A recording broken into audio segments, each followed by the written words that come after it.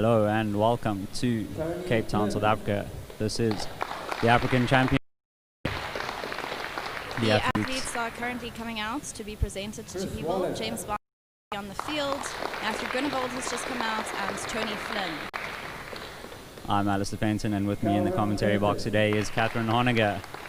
Competitor yesterday, commentator today, president tomorrow. Who knows? We'll see. Catherine, thanks for joining us. That is Ollie Marks coming. Yeah, you can see David Noy. And Christopher Cossa, the current reigning speed champion in Africa. And the first one was Chris actually broke his own and the South African and African speed record, taking it down to 6.87, I think.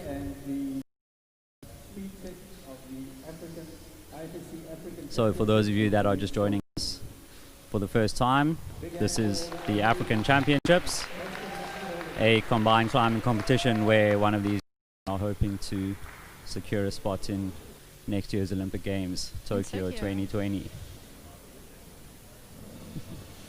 The first event coming up is speed climbing. Athletes will race head to head in a knockout event up these orange holes you see in front of you. This is the speed wall. There's 2 timers.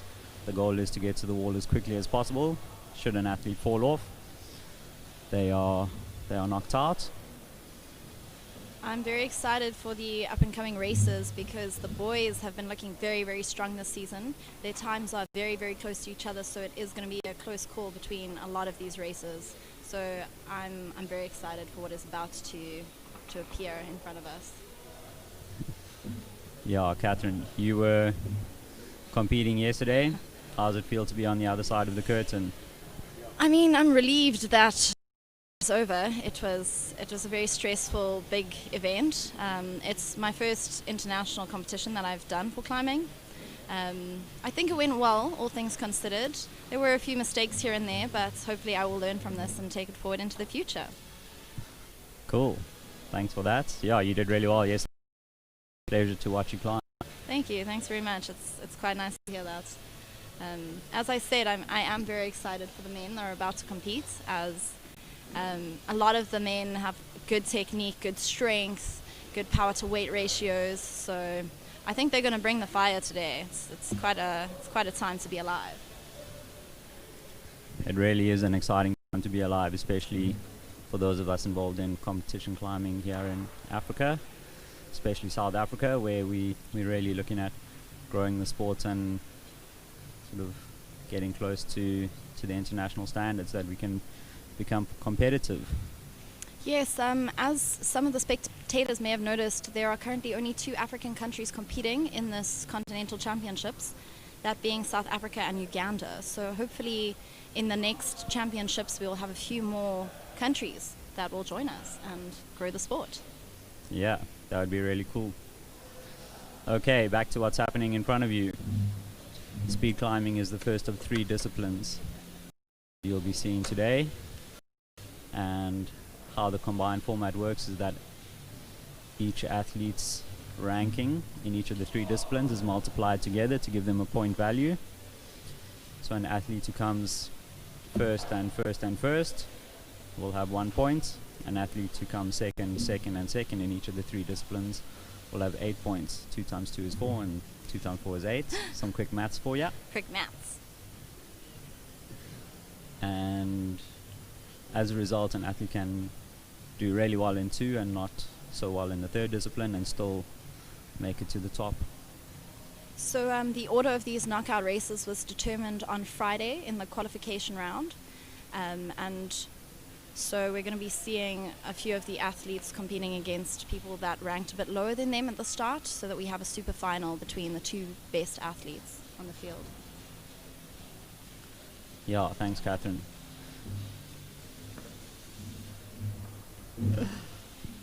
Can see not much of a crowd in front of you today. Technically not a crowd at all. Only people allowed in this venue are the athletes, the officials, the media team, the route setters, the judges, and the coaches. I note that the Oceania Continental Championships happened earlier today, and so we have 2 Olympic athletes going through from there. In the men's division, it was Tom O'Halloran, and in the female category, it was Oceana McKenzie. So that's very exciting stuff. Yeah, well done to both of those athletes from Oceania, and we here in the Southern Hemisphere look forward to seeing how we do.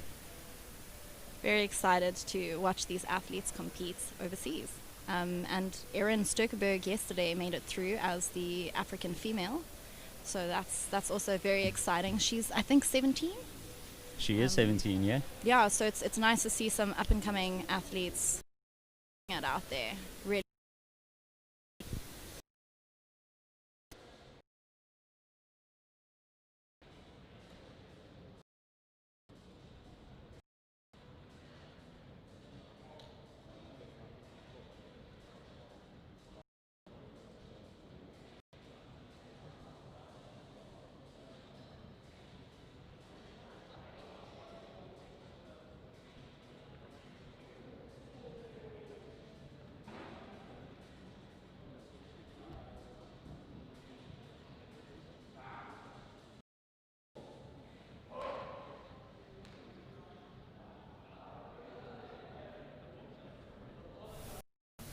So just a heads up to those of you watching at home. We may experience a few technical as our internet connection is not quite as stable as we'd like it to be. So if we do go down, apologies for that. Stay tuned, we'll be back up as soon as we can.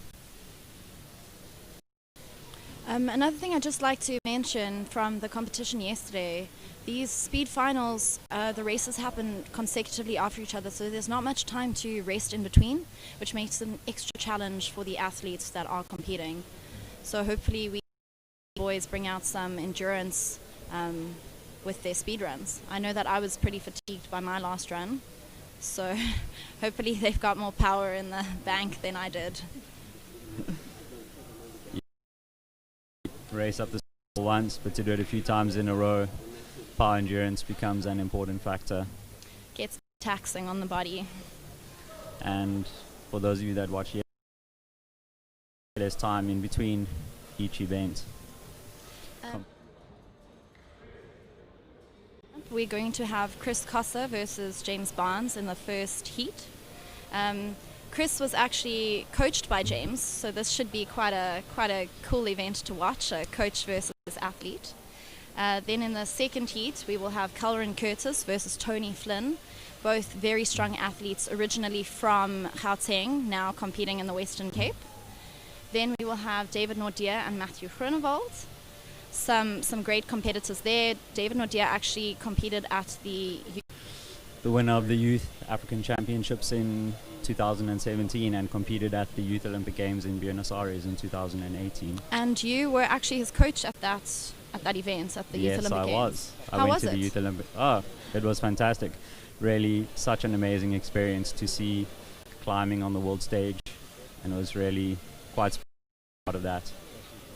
I hope that you viewers at home can tell from my voice that I am smiling from ear to ear just listening to Alistair reminisce about some incredible climbing opportunities overseas. And in the last heat, we will have Oliver Marks and Christopher Wallace. Some exciting competitors there. Ollie has been looking really strong in this competition, so I'd like to see what he can bring to the table. Yo, Catherine, if you do any better, they might kick me off and give the mics to you. Thank you, but I really want to be on the floor for bouldering and leads so that I can give them all of the cheering and encouragement possible. As a cheerleader myself, I can't help but want to just cheer for everyone and make sure that they get up that wall. So speed is a little bit easier because everybody is cheering, but when it comes to bouldering and lead, I just want to be there for my athletes and my friends. I'm actually really good friends with a lot of the competitors today. I trained with them for this event, which I'm very thankful for. I'm thankful for that opportunity.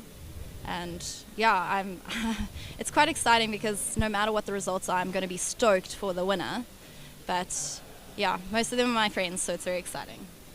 It is very exciting. The climbing community here in South Africa is quite small and close-knit. Everyone knows each other, as I'm sure it is around the rest of the world, climbing not exactly being soccer or athletics, but that's one of the things that makes it so special. And the athletes have been training really hard for this event, especially because it was supposed to happen in March. It seems like race 1 is about to happen, the first knockout with Christopher Costa and James Barnes. So hopefully they'll give us a run for the money. So just to jump in there, we still have about 5 minutes until the first race starts. I think that was just one of our technical guys checking that the graphics are working. I'm not used to being behind the scenes, so it's a new experience for me. I hope the viewers can forgive me for that. No apology necessary. So interestingly enough, James Barnes is one of the stronger speed competitors in this heat, but he had a slip during his qualifier round, which is quite sad for him. But he was able to really bring it back through that comp, and it was awesome to watch. Very inspiring how he pulled it back in bouldering and lead to make it through to finals. So congrats on that one, James. Yeah, I was chatting to James yesterday, and he said it was really quite a tough exercise in mental resilience to keep everything together. I've seen a few athletes throw away a competition after not having the best start. One mistake at the start and the rest of their competition is over. So it was good to see some of that mental toughness from James. He's a very strong athlete, both mentally and physically, and also a fun one to watch because he's got some good technique and a lot of strength. So he also likes dynamic movements and campusing. So we might see a bit of that on his lead coming up later. Yeah, James, one of the stronger sport climbers in South Africa. Grew up in KZN. Started climbing in Gauteng, I think. No, he started climbing in KZN. No, he started climbing at school in KZN, yeah. He's been climbing for a while now. He's worked at a gym in basically every major city in South Africa. So he's very well known in the community. Yeah. And he was actually the youth coach for the South African team that went over to Arco, I believe. I think it was. No, that's wrong. Innsbruck. He went to Innsbruck, and he also went to the one in China. Yeah.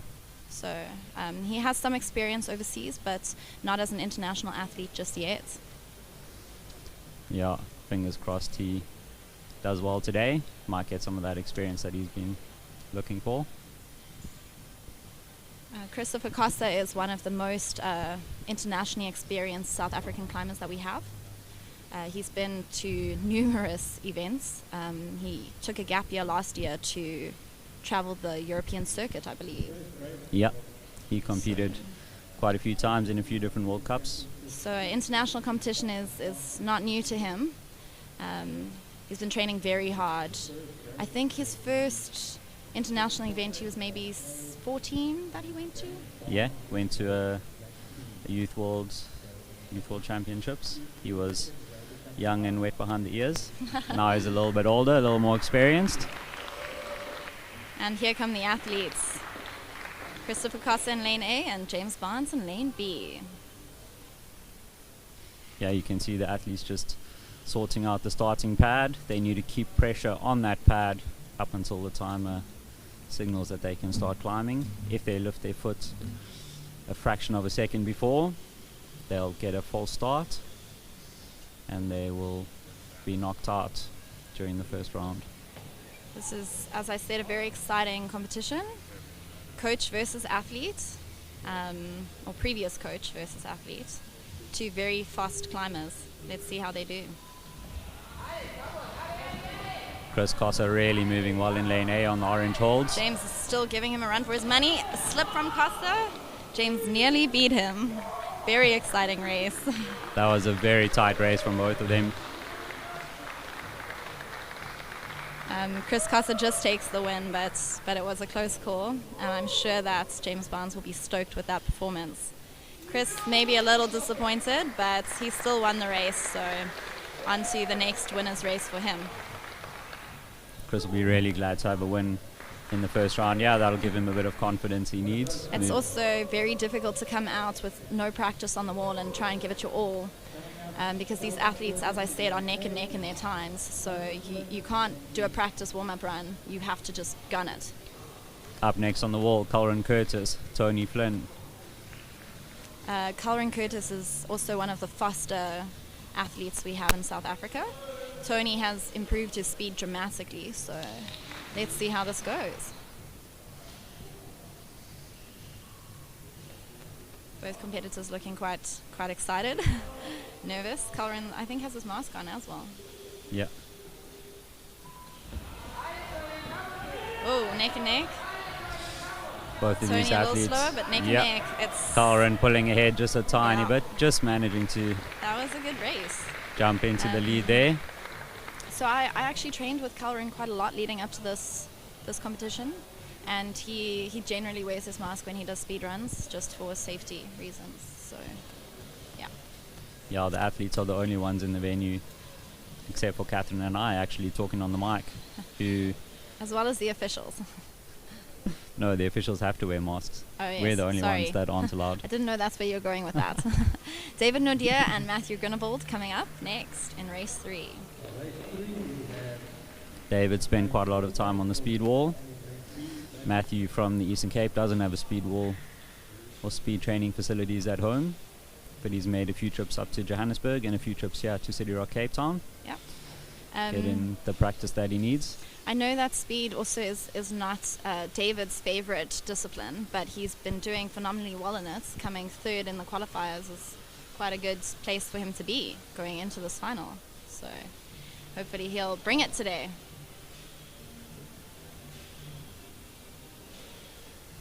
Both guys lining up on their marks. David pulling ahead quite early on. Matthew just with a little lack of power there as he's going into Oh, David had a good run. That was a very good run from David. Looked very clean. A little I think slow he's in from the zone. Matthew there. I think he realized he couldn't win it and thought he'd go a little slower, save some energy. That happened to me in the finals yesterday. I had a few slips at the start and Erin pulled ahead and I just was like, oh, I can't catch her. But I wanted to finish the line because I think it's quite important to finish if you can. Definitely. Oliver Marks and Christopher Wallace coming out next. Ollie has also done a few international comps. I think he also took a gap year and did a circuit a few years ago. Yep. Before he started studying at UCT in Cape Town. Ollie born and raised in Johannesburg in Gauteng. Seems like a lot of the male athletes are from Gauteng and have moved to the Western Cape. Yep. The city of Cape Town being a really good place to live if you're a rock climber. As well as a surfer. And a surfer, They yeah. have ocean and mountain. Ocean and mountain. I was actually with a friend this morning who went surfing, so he had a good day. He was quite stoked. Onto the speed. Oliver on the left, Christopher on the right. Can see Ollie's practice really paying off here as he powers up the speed wall. Chris is from KZN and doesn't have a speed wall to train on, so that lack of experience coming through a little bit here. But this was his first run, his warm-up run, so hopefully he'll get a bit faster as the day goes on. Yeah. Chris also one of the younger, less experienced competitors. Yes, it was his birthday on Friday. It was his birthday during the men's qualification round on Friday. Happy birthday, Chris. Fist bumps all around. Oh, James up against Tony. This should also be another nail-biting race. Two pretty fast athletes. We'll have to see what they bring. James is now on lane A. He was previously on lane B, so that might also play with his strategies here. We'll see. For those that don't know, each lane is technically the same, but the athletes would swear to you that they are different. I don't know, they felt pretty similar to me, but the boys have their own ideas. Confirmation from some of the setters that using a tape measure, they have confirmed all the holes are in the correct position at the correct angle.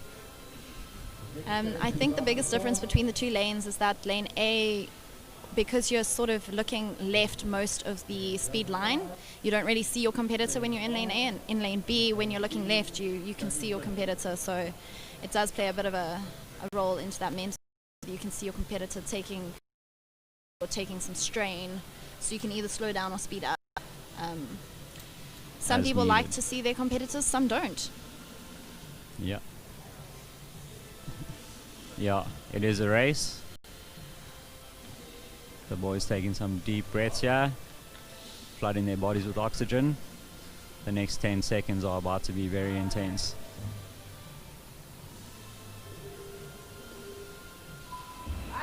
Both of them springing out of the start, and James with a little slip there. Tony with the run so far. He's working hard to make the distance, but I don't think he's going to get there in time. James will be quite heartbroken with that performance there. Yeah, it's an unfortunate one from James, but he's still got one more race. Yeah, and that's the nature of competition. Tony will be really chuffed to have won that one. One of the most interesting things for me is to see how the different athletes start their speed comps. Some people like to use both hand holds, some people like to use the lower one with both hands, some like to use the top one with both hands. Then they sort of all launch into, most of them try to do the Tomoa. Yeah. Most of the male athletes do the Tomoa. I think female athletes is a little bit harder because you need to be really powerful and strong at the start. I unfortunately can't do the Tomoa yet. Maybe one day. But it's just interesting to see that they start with a different technique and move into the exact same beta. Yeah, I guess. For those who don't know what the Tomoa is, as you come out of the start holds, you go straight up the wall instead of moving left and then right. You match your left foot onto your hand hold, which is the third grip. That hold that's just above them there. Matthew Grunewald and Christopher Wallace. There's the Tomoa there as they go straight up. It's a good race. Matthew doing really well. Well, that was tight. Yo, that one will be quite tight. I think that Matthew took it. Yeah, No, Christopher took it with that was 0.04 of a second. Sure. He took it right at the end. Christopher will be very, very chuffed with that.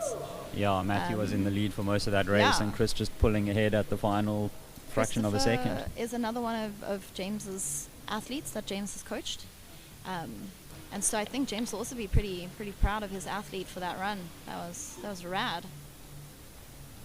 On to one of the main events, yeah. Christopher and Colrin, two of the fastest speed climbers we have. Historically, Christopher and Colrin usually run in the finals together, and one of them takes first and the other second.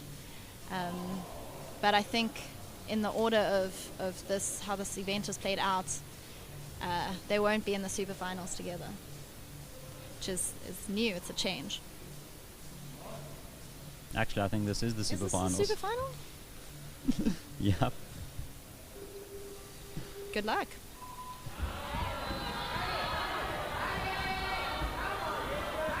Chris really getting a perfect run there. Super quick up the wall, and Colrin just a little slow behind. Not Chris's fastest time, but he will still be happy. Chris just 0.6 over 7 seconds. Not as quick as his qualification record, but good enough to take the win in this one. As I said earlier, there's not much of a break between these runs, so it is quite taxing, and unfortunately the athletes don't always get their best run as their last run, but Chris was still able to win it, and I'm sure moving into the bouldering with that time he'll be pretty happy being in first place. Chris will definitely be really happy to be in first place in this one. Puts him in a really good position for the rest of the competition. Oliver Marks and David Nordier racing for third and fourth, is that correct? That is correct.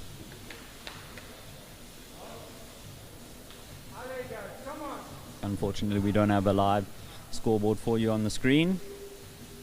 Just have to listen to our sultry voices. Ollie slipping off at the start. Slip. David moving really quick on the wall, yeah. Doesn't slow down, doesn't check where his opponent is, he just guns it for the money.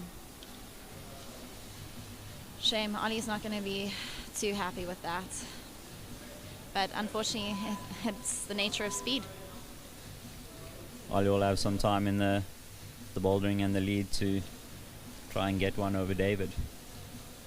I think David was even a little bit sad for Ollie in that run. Yeah.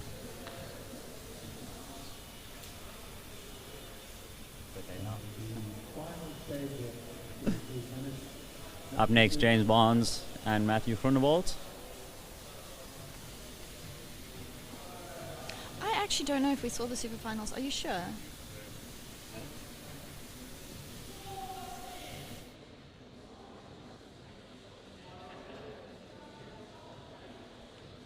Oh, Alistair, I was right and you were wrong. Now you made me doubt myself.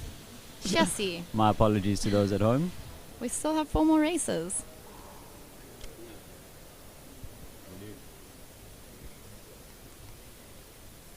Giving the boys a little bit extra time, I believe, in the back. You're supposed to have at least 1 minute per race. But I know yesterday we had to rush it a little bit just because we were running a bit late. Here we go. James Barnes versus Matthew Groenewald. Wishing both athletes the best of luck in this. James, one of the older competitors in the field. Matthew, one of the younger.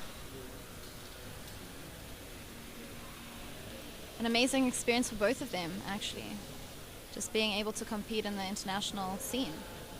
Yeah, they really are on the world stage here. A big deal for South Africa and Africa.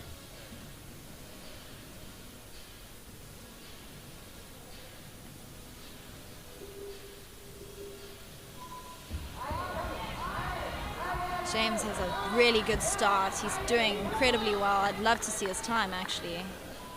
Good run. A little slow at the top. I think James realized he was quite comfortably in the lead and 100%. slowed down just to save a little bit of energy for later for the boulders. 100%. Good run. Well done, boys.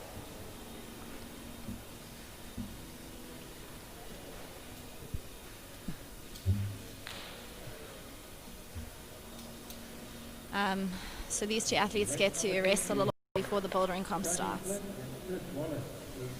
Next up, Tony Flynn versus Christopher Wallace.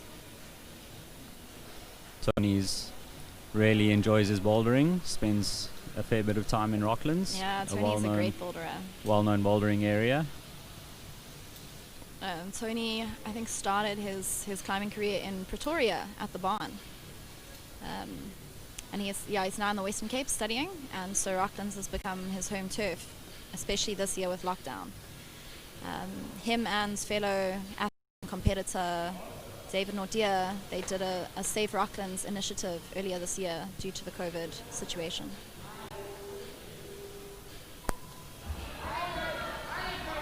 Tony pulling ahead right at the start.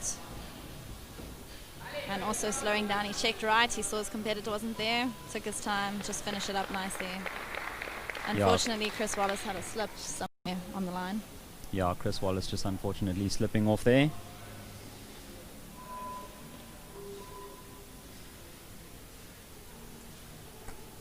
Tony can be proud with his final win as he moves into the bouldering comp.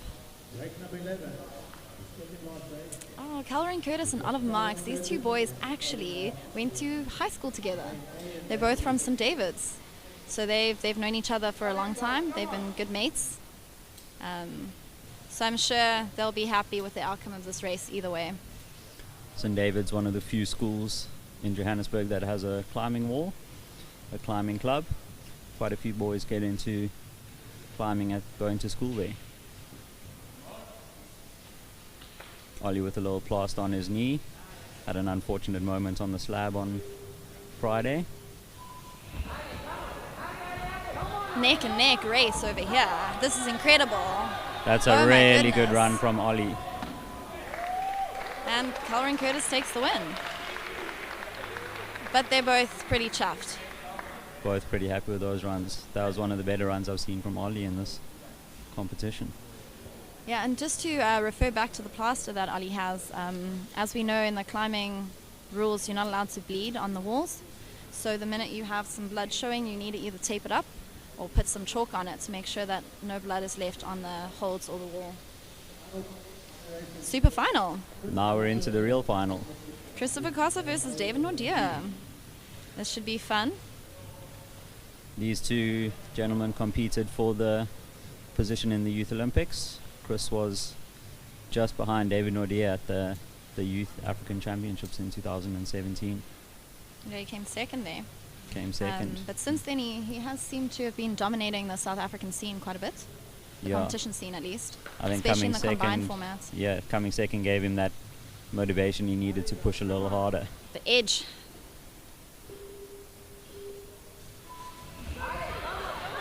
Looking really strong. Slip from David. That's going to cost him, unfortunately, as Christopher takes the win. Well done, Chris.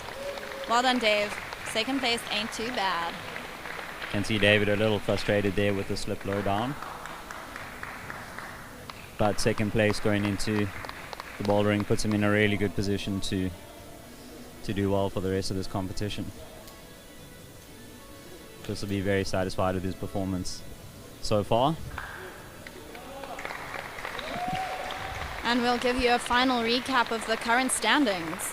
In 8th place, we have Matthew Grunewald. 7th place, James Barnes. 6th place, Christopher Wallace. 5th, Tony Flynn. 4th, Oliver Marks. 3rd, Calvin Curtis. 2nd, David Nordia. And in 1st place, Christopher Cossa. Catherine Honegger, thank you so much for joining me in the commentating booth today. For those of you at home, boulders are coming up shortly. Stay tuned and we'll see you in a bit. Yeah, thanks for having me, Alistair. It's been fun to see this side of competition. I hope that we all get to enjoy the bouldering. Thanks for having me. Bye.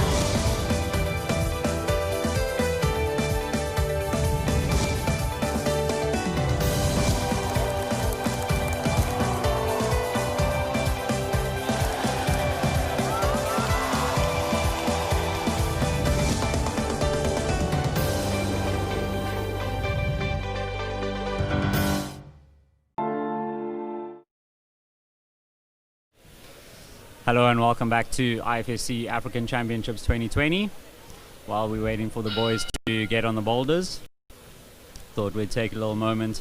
I'm here with Natalie Nordia, involved in the organizing of this competition, media manager for this African Championships, and she has a little bit to talk about. Natalie, welcome. Thank you so much. Thanks very much for giving me the opportunity.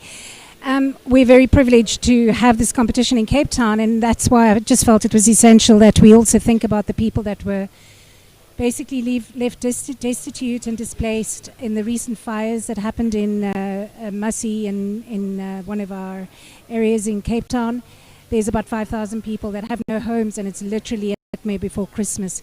And we would like to use this opportunity to make a small donation in however small way we can from the championship, just to say that we are thinking of you, and if there's a way that we can help, we would like to. And I'd also just like to have this opportunity, if any one of you could like to make a donation to this devastating event that happened in Cape Town about 48 hours ago, it would be so appreciated. We have some banking details and a link that we can share with you, and we thank you in advance. And yeah, thank you very much for your kindness, and we're very grateful. Is the community that's involved in the sport. It'd be really great if we could pull together here to help out some of our fellow Cape Townians. Thank you.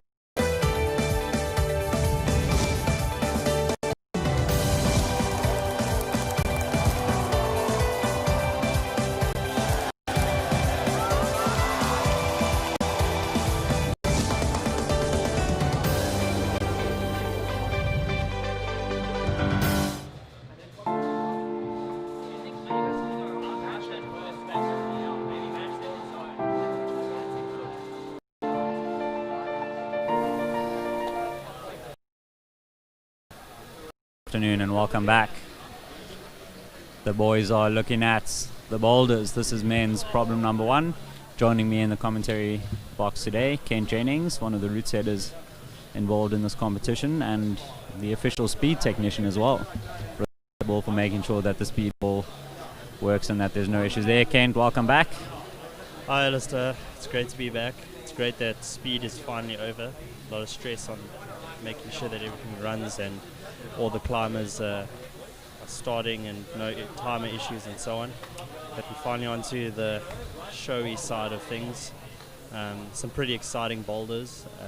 Having climbed and forerun all of these, I can tell you we're going to have a good show today. And looking at everyone with the observation time, the guys are looking pretty psyched to get on these boulders.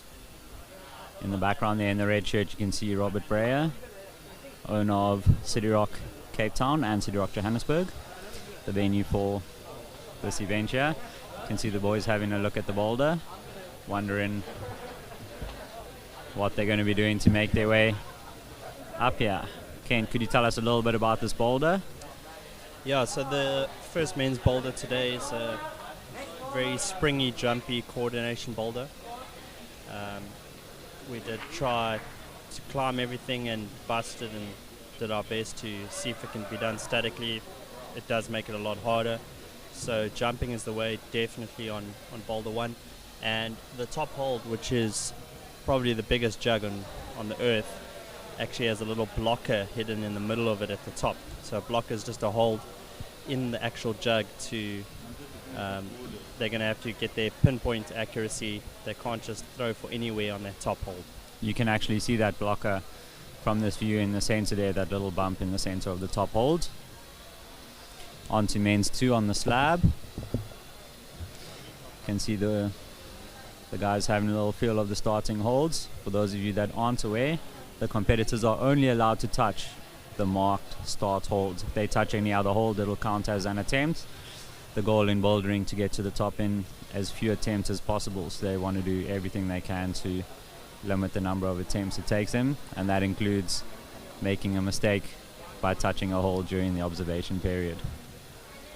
For me, this problems was definitely the toughest for me personally, and I think a lot of the competitors are going to have to be very careful with the number of attempts on this boulder. It's really easy to slip off, pretty high risk, and the start's pretty easy to get into, and then you've got to start palming, pulling and smearing your way up those volumes. The zone hold is actually a little hidden dual text undercling and up to that volume finish at the top.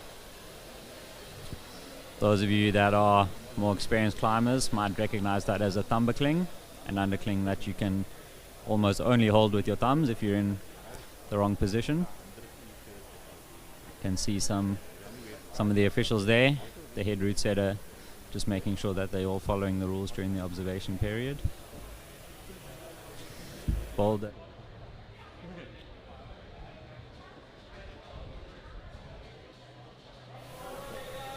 Boulder 2 on the slab. Let's see how problem number 3 looks. There you can see the top hold of problem 2. All of these gentlemen will be hoping to lay their hands on that top hold and hold it for a few seconds to get given the top. Heading over to problem 3. Problem 3, the most definitely my favorite problem as a route setter and as a spectator. You're going to see some spectacular moves happening here. Really had to get creative, and there's actually a little hidden feature which I won't disclose just yet. I suppose the experienced climbers will be able to see what to do there, but for everyone at home, I think you're going to have a really good final end. Chris Costa there, you can see when his head really shakes around, he's really excited. So, and I can tell you now that everyone is smiling under those masks. Psyched to get on this boulder and try. Yeah, this boulder really little interesting and different to the usual competition style boulders that we see here, but this is a climbing competition. and I'm sure you'll see some really exciting climbing coming up on problem 3 in the next little while. Yeah, so this problem requiring some very technical hand skills, holding some bad holds, and it's really humid and hot here in Cape Town, and I can tell you in this gym there's a lot of moisture on those holds today, so the athletes brushing, it's going to be so important for them, and taking their time, making sure their hands are chalked up. And right at the top, those last 3 holds, the texture's not too great, so they're going to have to squeeze really hard. I think we're going to see a few guys coming off right at the top there. For those of you that are in the first discipline that happened in this competition, the speed climbing, we have some speed results for you. They should be popping up on your screen in a minute or two. You can see the top are not really the greatest footholds on those volumes. Competitors have to activate their core and maintain body tension not to slip off those holds. Here we have the speed and their times. Chris Cossa obviously in first place. His fastest run 6.91, just a fraction, 4 fractions of a second off his personal best. Calvin Curtis, I was told, did get a personal best in the speed today, 7.6 second. A few falls, one from Oliver Marks, one from Christopher Wallace. Not the result they were hoping for, but now they have some time on the boulders to make up for that. And don't discount the speed. Just remember, with the calculation that calculates the overall winner in a combined competition, speed does matter. So these guys wanted to win their races and get a good placement, and that just sets the stage for a good boulder finals, and then trying hard in the lead finals. I think everyone today is going to want to try hard and get to the top of every, leave all their skin on the wall, just to get those placements as high as they can. For those of you that aren't familiar with how bouldering works, the top is the most important hold on each of these problems. Just below that, the zone hold used to separate athletes that don't make it to the top, and the number of attempts are used to separate athletes that make it to the zone or the top. So the goal is for these climbers to get to the top in the shortest number of tries, and first try obviously being the best that they can do, but not always possible, and the route setters have intended splitting up these athletes so that we don't have too many ties.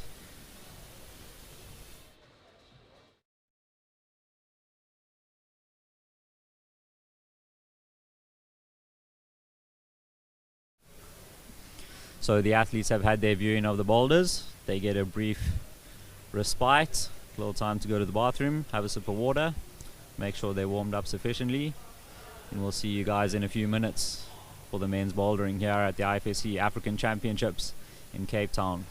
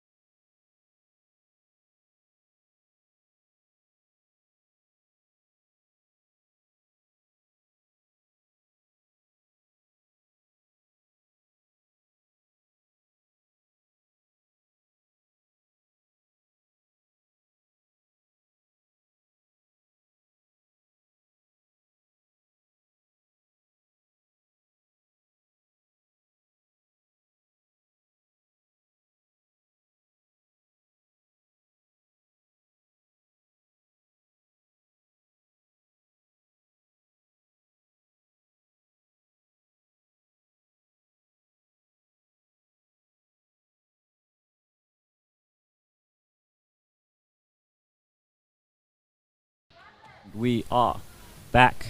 Matthew Groenewald is on the wall, hopping on for his first attempt on men's boulder 1. Doing well to read the beta, but just not getting his body into the correct position to hold that just yet. Yeah, this boulder requires a good amount of coordination, and they're going to be crossing over with their left hand, trying to latch that hold on the blue cubed volume, and then palm off to control the swing.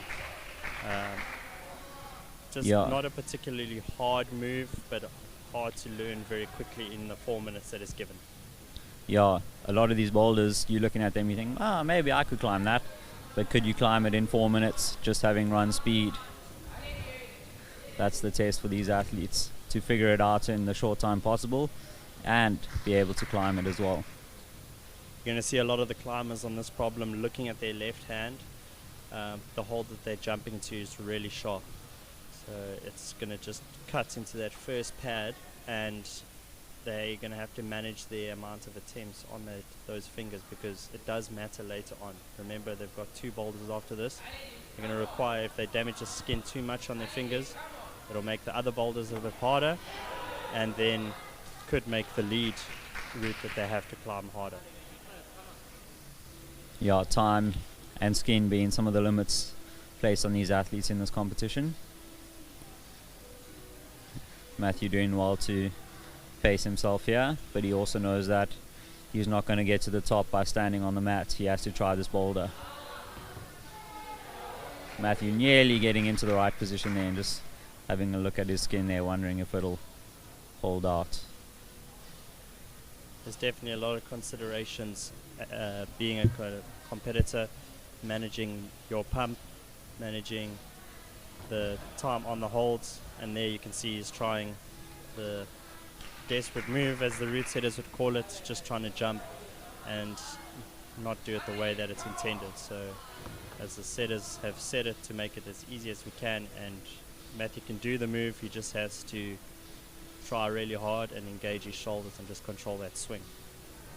Yeah, one of the tricky things in coordination and momentum based problems like this is generating enough momentum to get your body into that position, but not so much that that momentum pulls you off.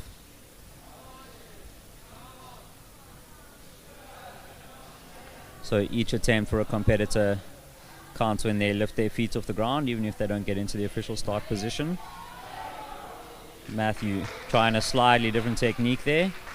Do you think that'll work without the left hand, without the right hand on the volume to hold him? Yeah, so that right hand popping off the start hold is just there to help control that swing. So he's got the entire volume there to kind of play with, to figure out where the palm down would work best. I think you could do a big crossover if your crimp strength is strong enough on that right hand on the start.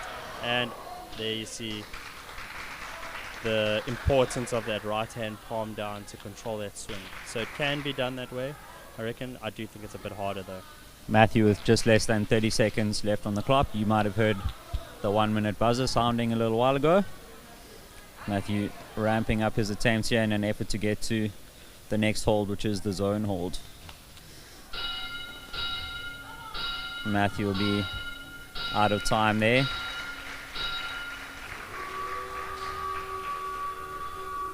Another Matthew running out with the brushes. And it's going to be really important to have those brushes today. Like I said, the humidity is really high, and when competitors get desperate, they start doing a lot of attempts. Those holes get really dirty, and the texture fills with chalk, making it a lot harder to latch those holes. Yeah, Kent the Connie's in the gym today. Quite warm, quite humid, and that really affects how easy a boulder is to start. You can see young Christopher Wallace taking a moment to really show the judges that he started correctly before taking his foot off the start. To start a boulder, an athlete needs each of their limbs on one of those holds marked with a red piece of tape. In this case, it's quite obvious that it needs to be 2 hands and 2 feet. Chris going to see how that hold feels with the left hand. Just checking something with the officials. So yeah, they're just calling into question the start positions and just clarifying there so that the judges know exactly what they're looking at.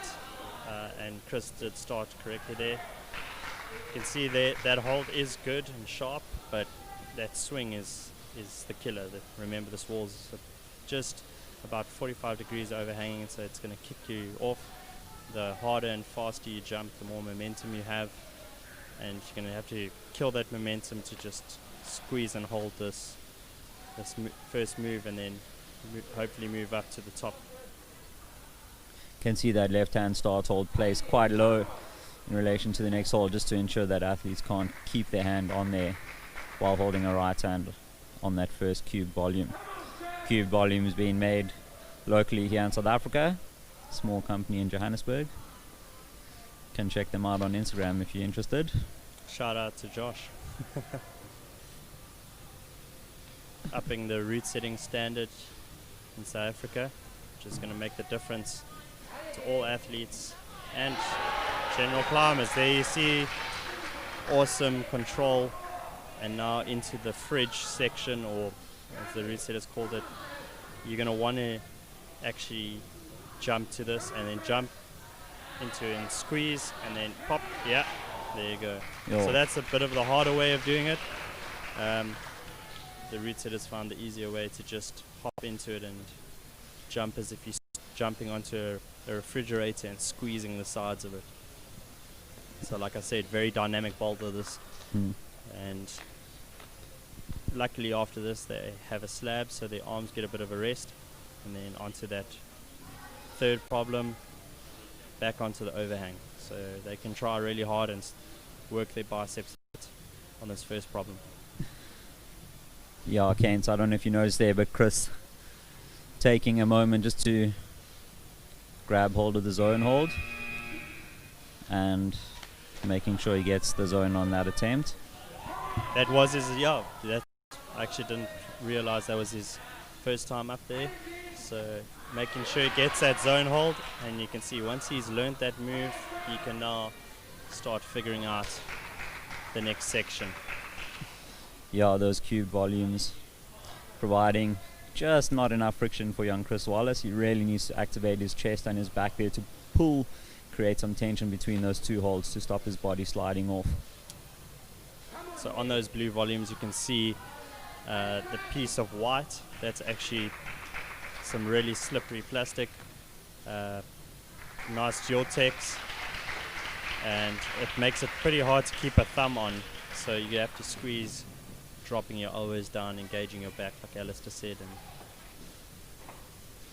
set up for the next big move to the top, that big yellow hold, and that's hopefully going to inspire a lot of confidence in the climbers to actually just commit on that last move. Up next on the boulders, James Barnes didn't have the speed run he was hoping for. The man used to work in a bouldering gym in KwaZulu-Natal in Durban, Southern Rock. Quite at home on the boulders. Can see much more comfortable going into that first move there. Less This jumping. is still his first attempt. He'll be quite glad to have gotten the zone on this first attempt. Of course, he'd really love to get the top, and James just missing the coordination there, but nailing the beta. Shaking, nodding his head, knowing exactly what he needs to do, and he's probably going to end up taking a bit of time now.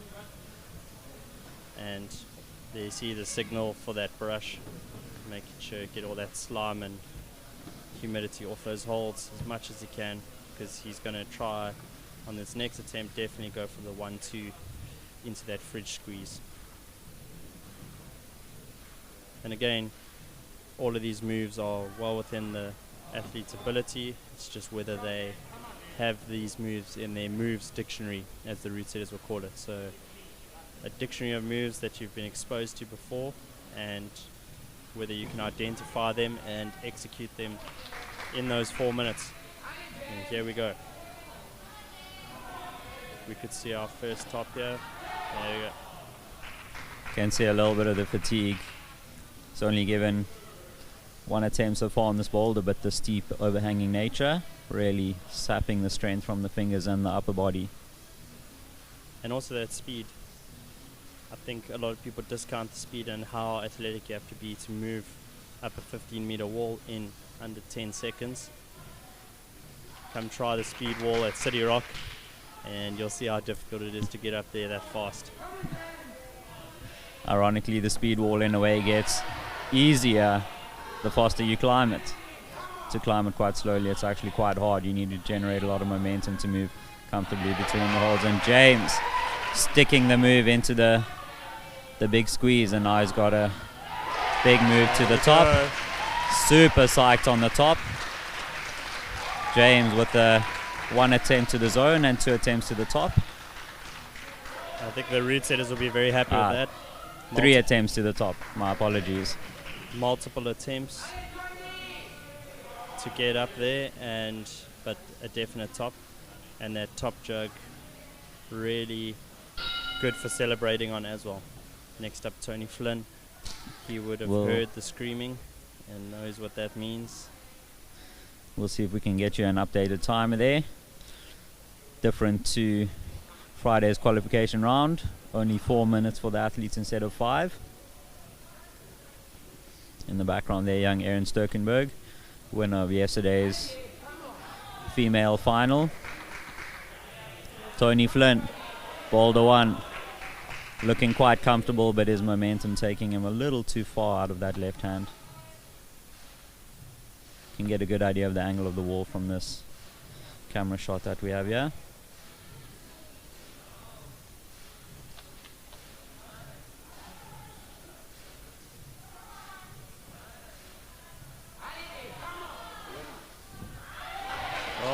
Tony breaking the beta, holding that hold with the right hand. Still really taxing that way, doing it that way. It's not necessarily easier. And he's up into that fridge squeeze and commit. There we go. Keeping his foot on. Tony be really chuffed with a second attempt. Yeah. Second attempt top of boulder 1.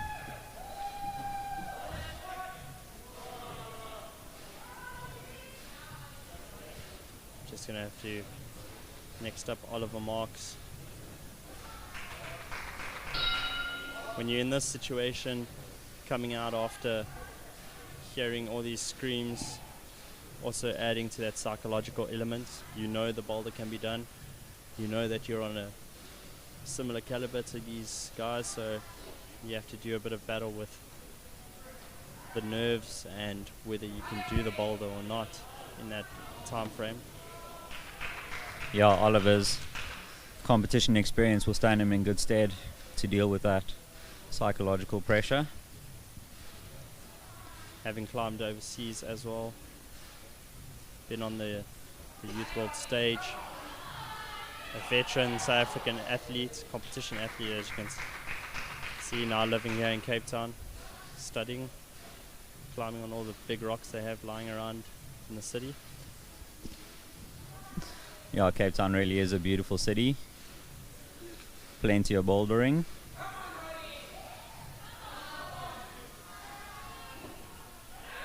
There we go. Slowly refining his movement there, trying to figure out where to place that palm on the right hand volume.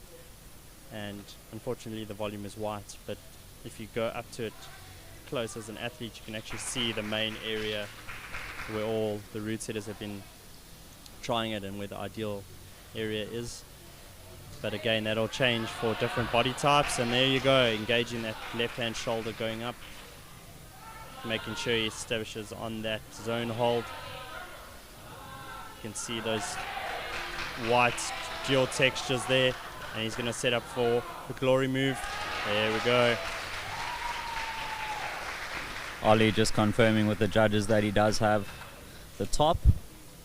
In order for an athlete's touching the top or the zone to count, they need to be in control of that hold, only with 1 hand for the zone, but with 2 hands for the top. David Nordia, little smile to the judges. He knows that as one of the stronger boulderers in this field, he should be able to flash this. He's really hoping to do that. Just asking for a brush, getting this boulder into the best condition possible. Another experienced competition climber, actually went with you, Alistair, to the Youth Olympics. Yep. Tell us a bit about that. I mean, that would have been an amazing journey out there. Well, I'll wait till David's done on this Uh, bold and I'll tell you a story. Give a bit of a story. Oh, Oh, David just not sticking that first move with the left hand. so this first move is generally what the route setters will call high risk.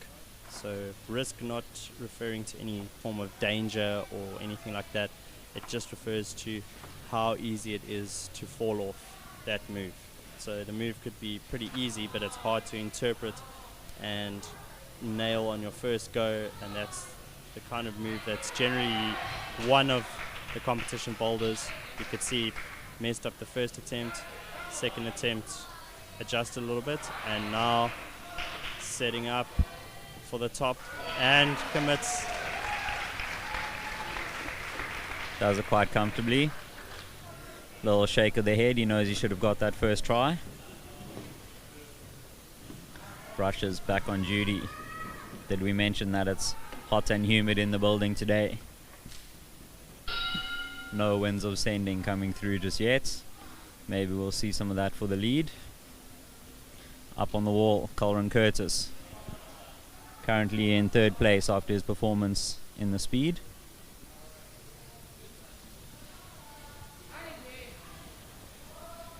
If any of you want to follow the scoring, just go into the app stores and download the IFSC scoring app, and you can follow exactly.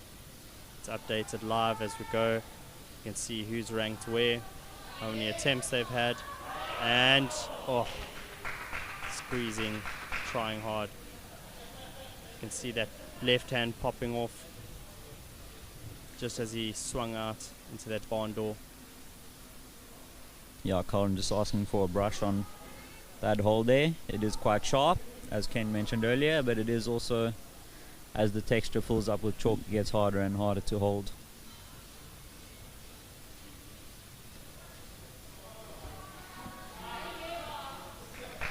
Colin getting a little bit more of his wrist involved there.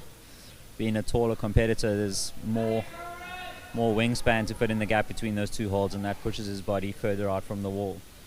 This is one of those interesting situations where being taller is not an advantage in climbing. Sometimes it is. Definitely, you can see that left arm having to bend. Karen and myself are similar heights, and I know when I was trying this boulder, I had to squeeze really hard, bending my elbow. There we go. Well done, Karen. Doesn't help that the route setter who said it is actually much shorter and has a shorter wingspan than competitors like Karen. So everyone needs to adjust, whether you're tall or short. And Mr. Cossa, Christopher Cossa,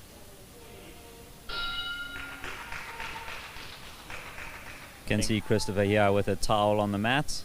He'll use that just to get rid of some of the excess chalk that's fallen onto the mat and gotten onto his shoes.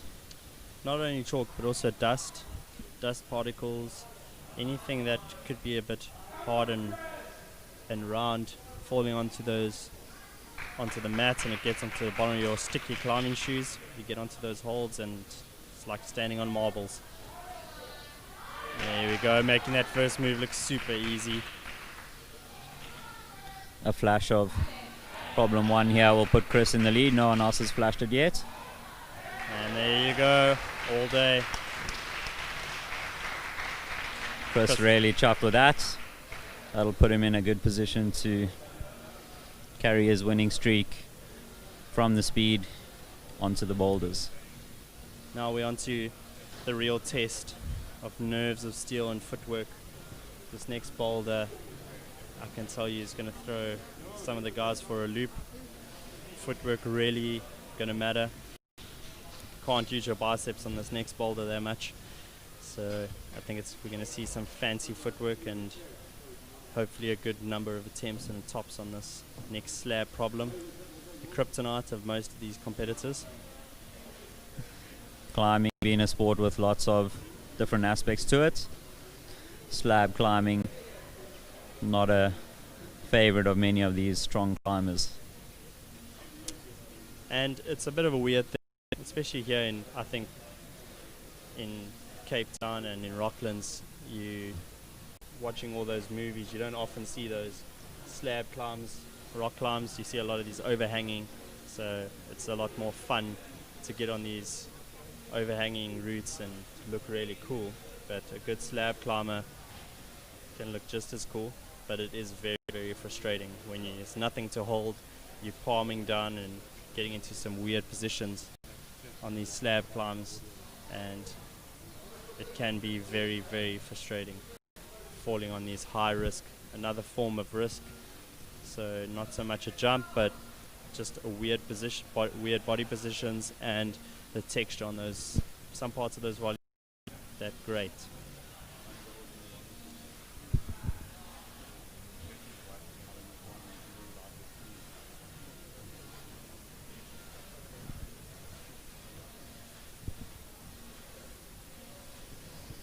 Yeah, moving into problem 2. This is a true test of resilience for some of these climbers. They'll be falling off a few times before they make their way up to the zone or up to the top. Here we have the start list for the boulders. Matthew up first, followed by Christopher, James, Tony, Oliver, David, Colrin, and finally Christopher Cossa.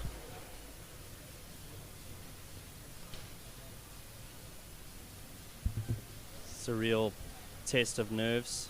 The head route setter putting a lot of emphasis on the guys managing their heads and their headspace when coming onto these slab climbs. So testing a psychological aspect here as well, not just how hard you can pull on holds. Yeah, this problem involving quite a lot of confident footwork. You can imagine walking on a roof with a pair of rollerblades. It's probably similar to that. That's an apt description.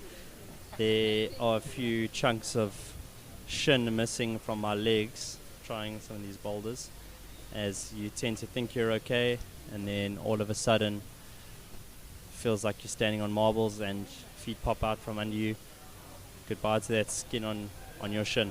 You can actually see on the start, so the start composed of 2 volumes, the lower one there with 2 pieces of tape, and the higher one with the little start tag attached to it. You can see a black streak on the right hand side of that corner. That's from someone's shoes slipping. I actually think that was my shoe. That was you, Kent, during the forerunning process. Possibly.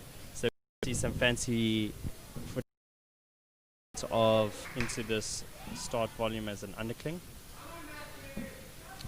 And there's a little screw-on foot trip just above the second volume at the bottom there, and there's going to be a bit of step through and to get that foot a little bit higher, and that hold is not good. So you can see there, establishing. Matthew using the palm of his right hand to create some pressure between his arms, just hold his body onto the. You can see a little bit of tape on the top corner of that start volume. The athletes from crimping the edge of the volume using his thumb. The top of that little red hold is quite slippery, not able to be held quite easily, as you can see from Matthew popping off there, but he'll be quite chuffed with himself getting the zone on his first attempt. If you're wondering about the angles of the walls here, the different color panels on the walls, so the white wall is pretty slabby, that teal blue color is a change of angle, so it's a slightly better kind of dihedral they're going to be standing into, but you saw there pretty slabby. That teal blue color is a change of angle, so it's trying to get some weird fancy footwork going.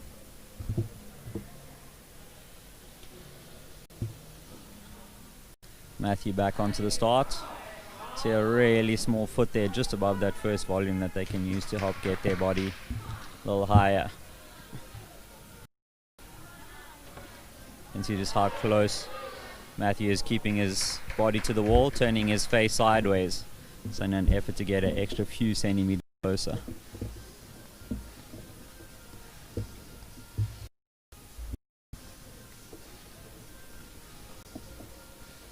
Matthew just taking a moment to rest and get some chalk here.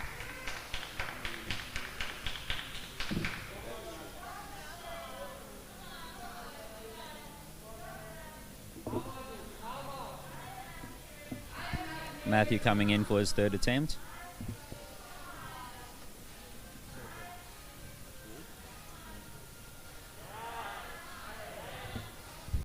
Can see just the footwork that's required. Matthew asking for a brush of the foot,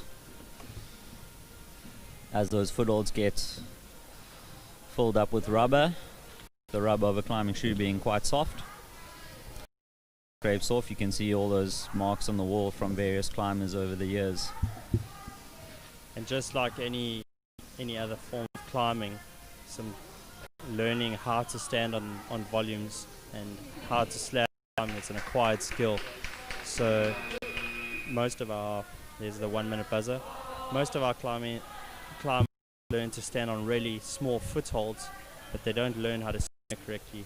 So on boulders like this, you drop your heel and get as much of the bottom of your climbing shoe, all that rubber surface area onto a volume, and rely on that friction to stand on. You might see some of the athletes wearing different shoes, changing from a more aggressive shoe, which would be better on overhangs, to somewhat of a flatter piece of rubber on the bottom of their shoe. And here we go, young Christopher Wallace out. I don't know how he's wearing long pants on a day like this, but each to their own.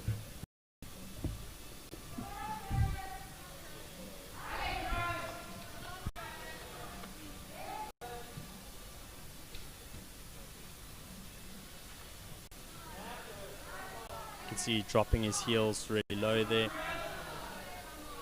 Chris going for a slightly different technique here with the right hand, using his thumb, but now going back into the palm as he realizes he needs to press outwards between his two hands to hold his body up.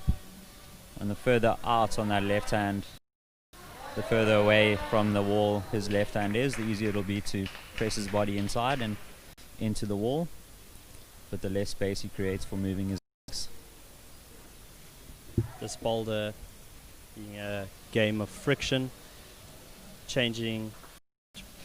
counteracting pressures between your hand and your feet to move either or up, depending here.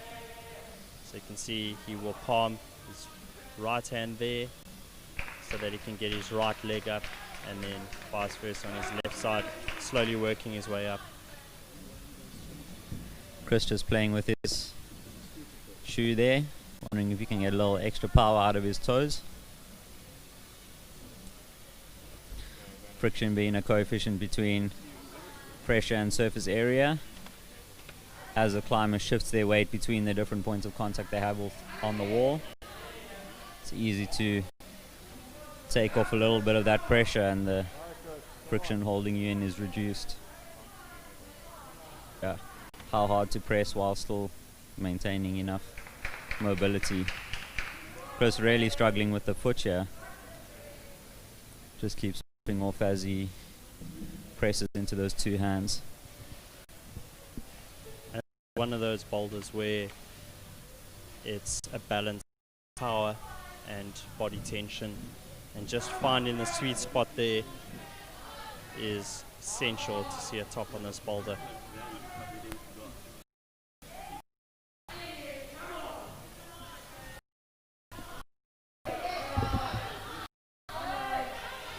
Can see Chris just trusting his weight into that right foot now. Just managing to get his left foot up here.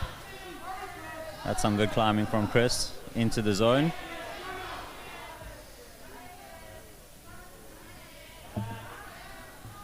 Can see how small that left foothold is. Chris also just trying to figure out what to do with his body here. Managing to hold a little outward swing with the undercling. The 1 minute timer left will probably incentivize Chris to make a move here. Shuffling his right hand up slips him out a little bit.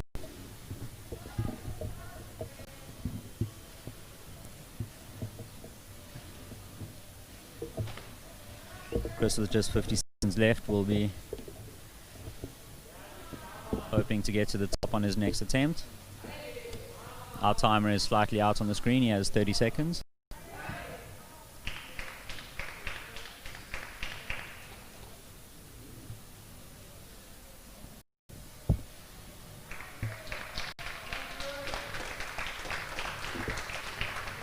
Chris deciding to call save his skin and energy for problem 3.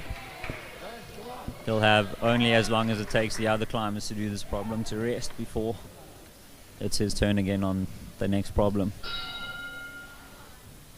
Up next on the wall, James Barnes. His moustache hopefully giving him some confidence as a moustache wearer myself. There is a certain amount of satisfaction that comes from having a well-groomed moustache. James moving into the zone on his first attempt here. James, quite a well-versed and experienced climber, using all of his knowledge and experience on the slab problem. Can see him crimping the side edge of the zone hold, something possibly not anticipated by the route setters, but not quite enough to keep him on the wall. Yeah, so there's a lot of factors to take into consideration when the route setters are setting these kind of problems and forerunning the problems. That's when we test the problems. We want to get as many of us onto these, and our job is to just A, check the quality, but B, just try to think like a competition climber and look for gaps that we might crimp. You'll see any tape on the top corner, like the top corner of the start volume there, and on the top volume hold as well, there's some black tape on an edge right at the top, just in case they decide to crimp anything or any edge of volume that we think might aid them in not doing what was intended.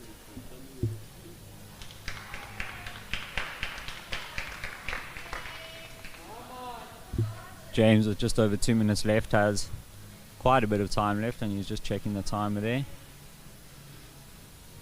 making sure he's not going to run out of time.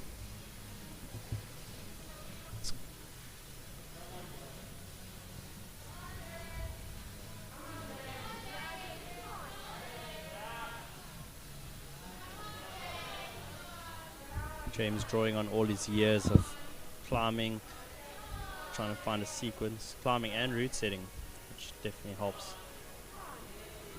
Trying to understand what's going to happen.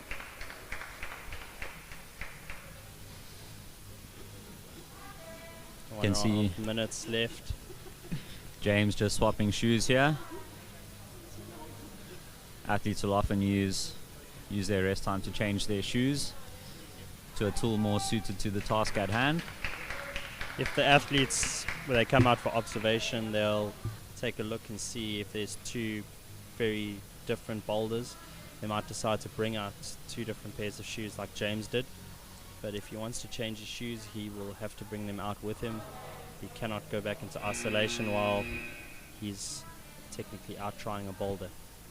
So he's swapped his shoes out for somewhat of a softer pair, and you can see him dropping his heel, getting as much rubber on those volumes as possible. Kent, I see the volume there on the left with the screw on it. Any chance the competitors can hold that and use that to help them with their left hand? They can, but the problem is the area where you want to put your feet. So there's nothing to counterbalance. It is very tempting to go that way, and I think it is worth trying. But like I said, when you find that balance between power and footwork, and finding an opposing foot is very difficult on that. So possibly, but I'm not too sure.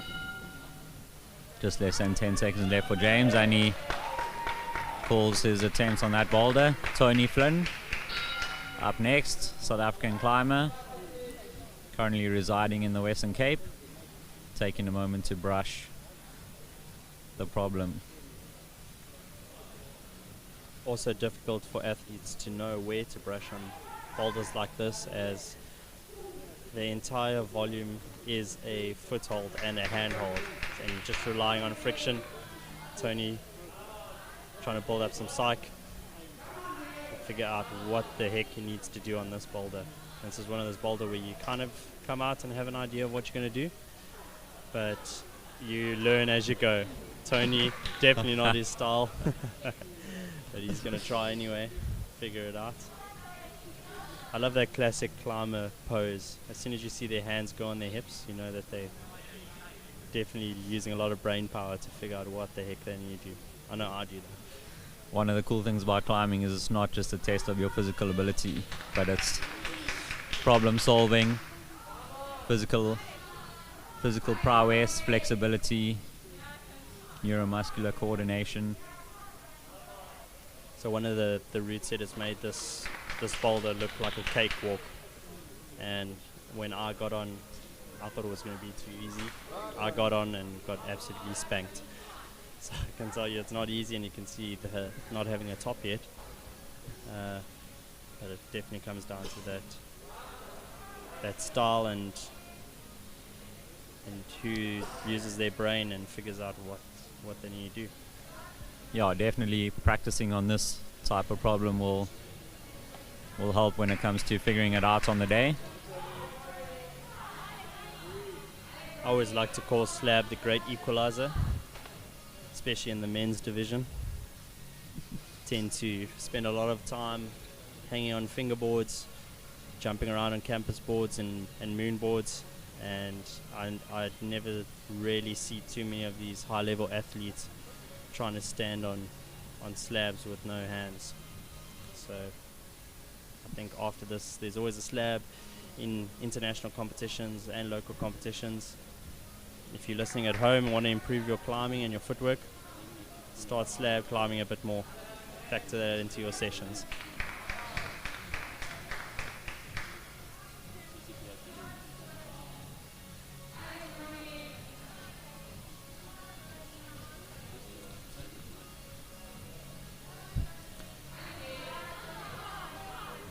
So when you're holding the start hold, it's the undercling.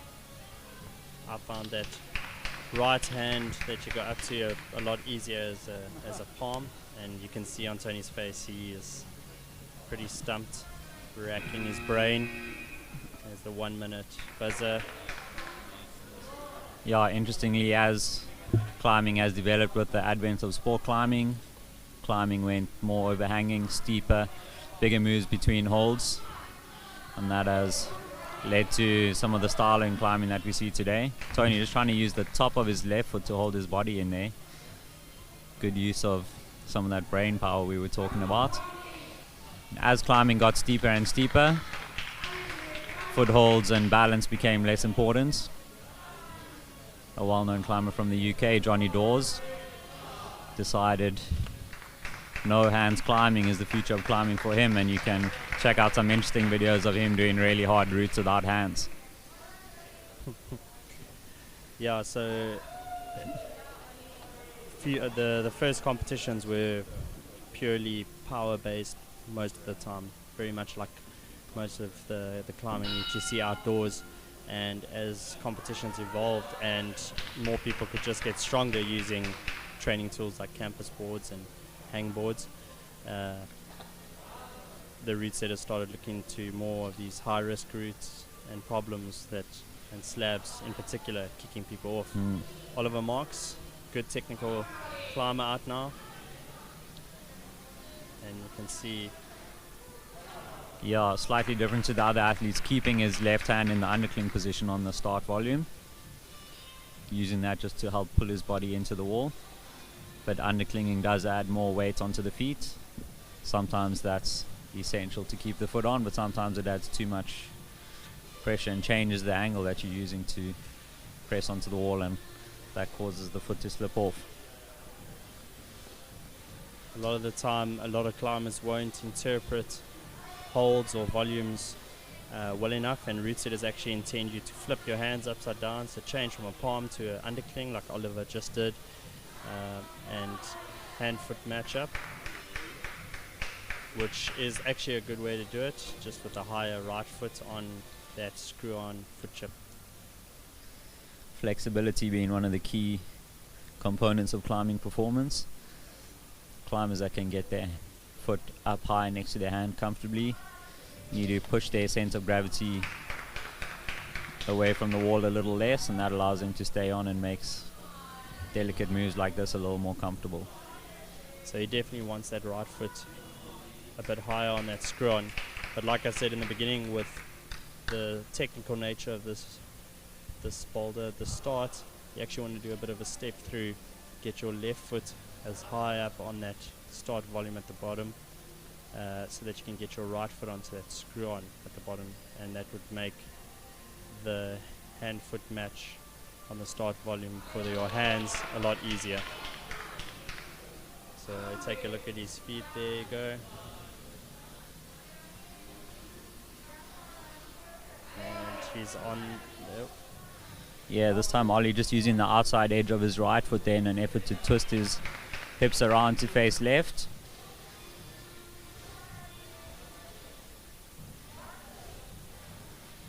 Requesting a brush.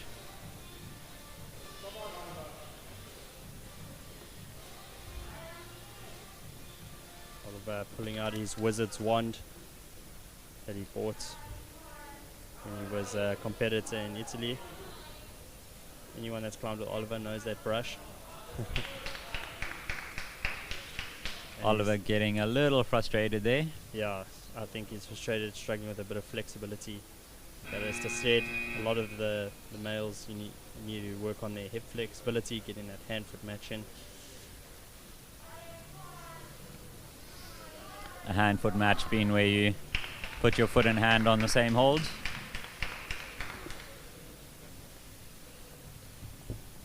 Matching being where you put two hands or 2 feet on the same hold. There's a lot of climbing lingo out there, and if you're a first-time watcher and this is the first time you've been exposed to any form of bouldering or sport climbing, do yourself a favor and Google some terms that you hear us using, because sometimes we speak without explaining exactly what we mean. Yeah, in some ways climbers can have a conversation between themselves with non-climbers having no idea what's cracking. A little bit of the jargon that makes the sport interesting. David Nordia. And speaking of cracking, the next boulder up soon is a bit of a clue for those of you that haven't interpreted that boulder yet. But this boulder is turning out to be a bit of a stump fest for our competitors. The route setters are going to start worrying now about whether it's too hard. Oh, David stepping through with left foot onto that foot, flagging his right foot. That's where you stick your foot out and don't stand on anything in particular, but you're using the leg that you flag out with as a counterbalance.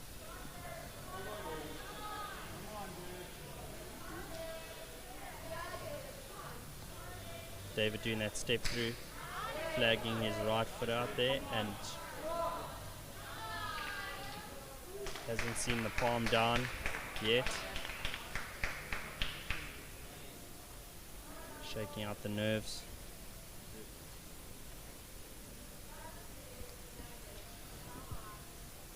Some high tension in the gym at the moment.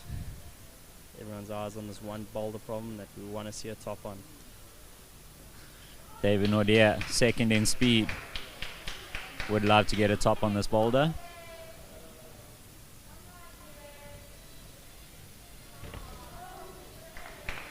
Can see how much pressure David's putting through that right toe, standing on that really little small screw on there. David's smiling up at the clock. He knows he has some time to figure this out, but not too much. Come on, dude. There you go, there's that flag with the right leg, changing his left hand to an undercling, stepping through.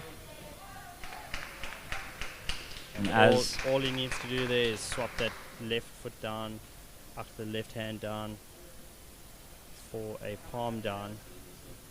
As soon as he figures that out, I think he'll make some decent progress. Yeah, Matthew Groenewald did really well to move quite high on this boulder during his session on it. Doesn't like that. 1.5 minutes left for David Nordia.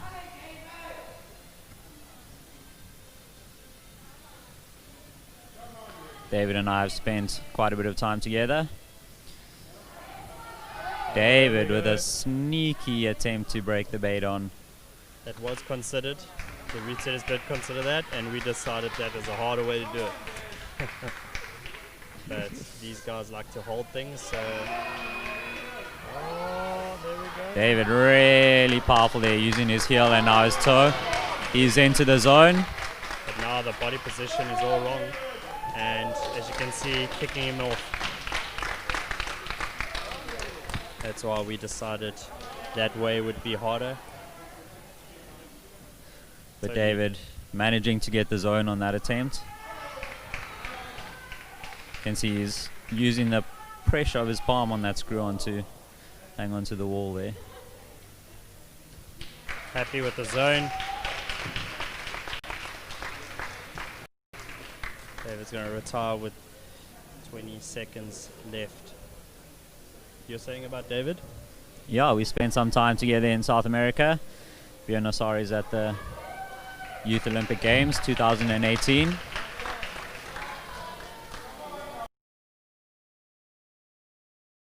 Loves competing, loves test to see if sport climbing would be in the Olympics. Yeah. And South Africa was lucky enough to have 2 athletes represent, with Alistair being their coach. Colin Curtis on men's problem 2. Really using his flexibility and his length to his advantage here.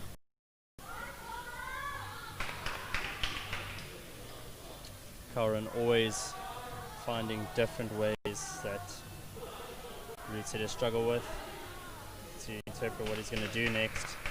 Always manages to get himself in these weird positions. Yeah, Colin adding another streak there. Yours on that starting volume as his foot slides down. You can see how soft the rubber is on a climbing shoe from the streaks it leaves behind. Colin just struggling to maintain his balance.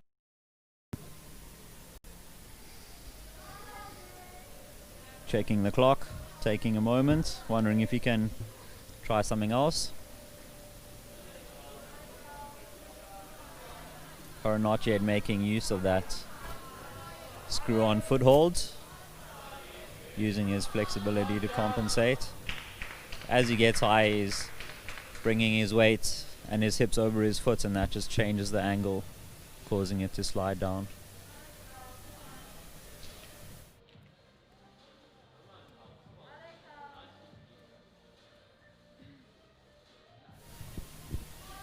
Karen has the uncanny ability to hold these weird like thumper clings and underclings in weird ways, which is a bit of a bonus if it helps. And you can see trying to find some more surface area on that undercling zone hold, holding in the brushes. Yeah, you could see the muscles in Colin's calf really working as they try to apply just the right amount of pressure onto that volume. That volume is almost vertical and sloping away from Colin's body, making it really hard to keep your foot on there without it sliding off. So a lot of you climbers will be used to being pumped. Yeah. Try go slab climb and you get that awesome calf pump. And Colin making his way up, flexibility, and he's putting so much pressure on that left foot. Colin inverting the undercling there with the right hand, swapping it around. Colin touching the top hold, but it won't be enough. He needs to show the judges he can control that hold. He's going to walk his feet up and try get, there we go, before he stands up onto this finish hold and squeeze. It's not over yet. Colin knows So close to getting this thing and just and not that managing won't to count. hold it. Unfortunately, that won't count. He needs to establish on that top hold for at least, if you want to have a rough estimate, it will be 3 seconds. But he's now got 30 seconds. And the problem with Slabs is now that he's rushing, he'll know that was his chance to get a top on that boulder. My hands are sweating here in the commentary box, Kent. Half of it's the heat, half of it was the excitement of watching Colin top this problem. Everything is sweating up here in the commentary box, Alistair. Christopher Kossa, he knows now that if he can top this boulder, he's in a very good position.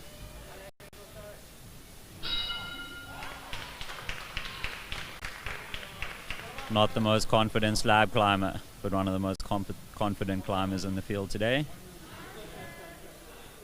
Always up for a good time, brings the psych anywhere you go, whether it's climbing indoors, outdoors. This climber will climb right into your heart, folks. Can someone bring me a tomato sandwich, because Kent just bought the cheese.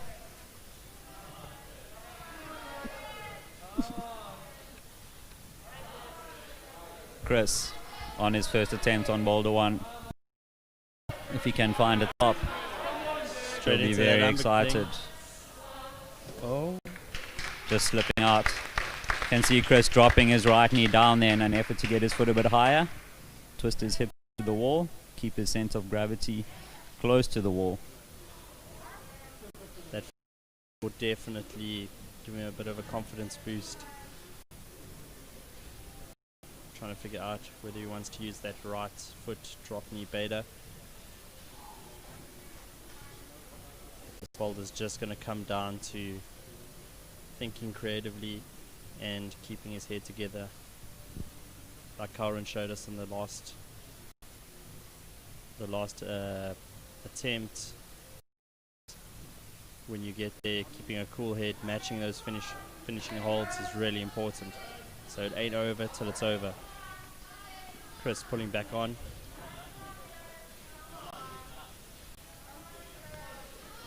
Definitely going to want to slow his climb and opt for the drop knee beta. Instead goes for the hand foot match and a palm down. That left hand really not providing much to hold on to.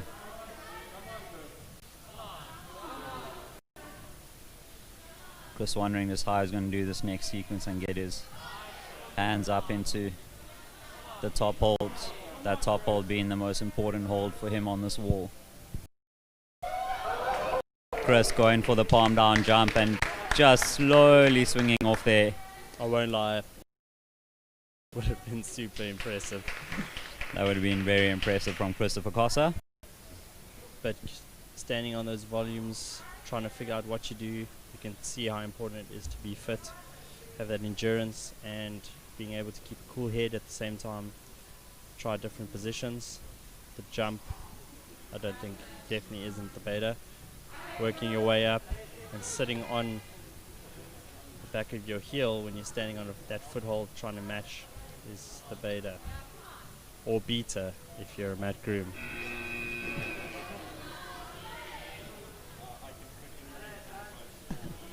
The tension really high in the building at the moment.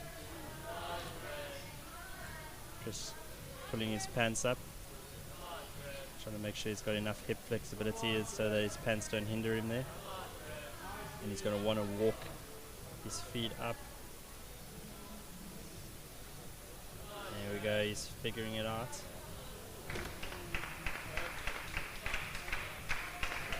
Chris with 30 seconds left decides to call it a day on boulder 2.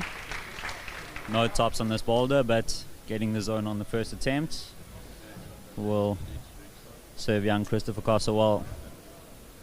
This could make this last boulder, all the athletes are going to be really hungry for a top on it.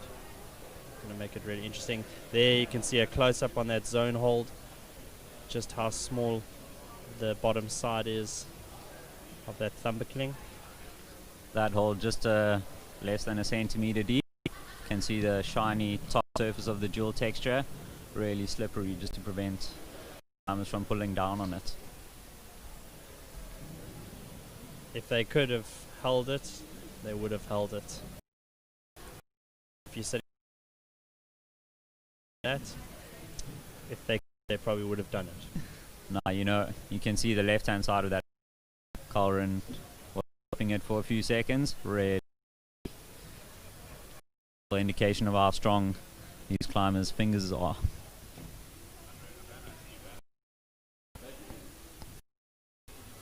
A lot of these climbers climbing outdoors, some of them have done some really impressive grades. 8B, 8B plus. I think even Chris has done 8C. 8C boulder, 8C route. Not 8C boulder, 8C route. 8C route. Chris has done 8C route, yeah. Some of the climbers haven't done 8B route, boulders, excuse me. Getting a good look at problem number 3 here.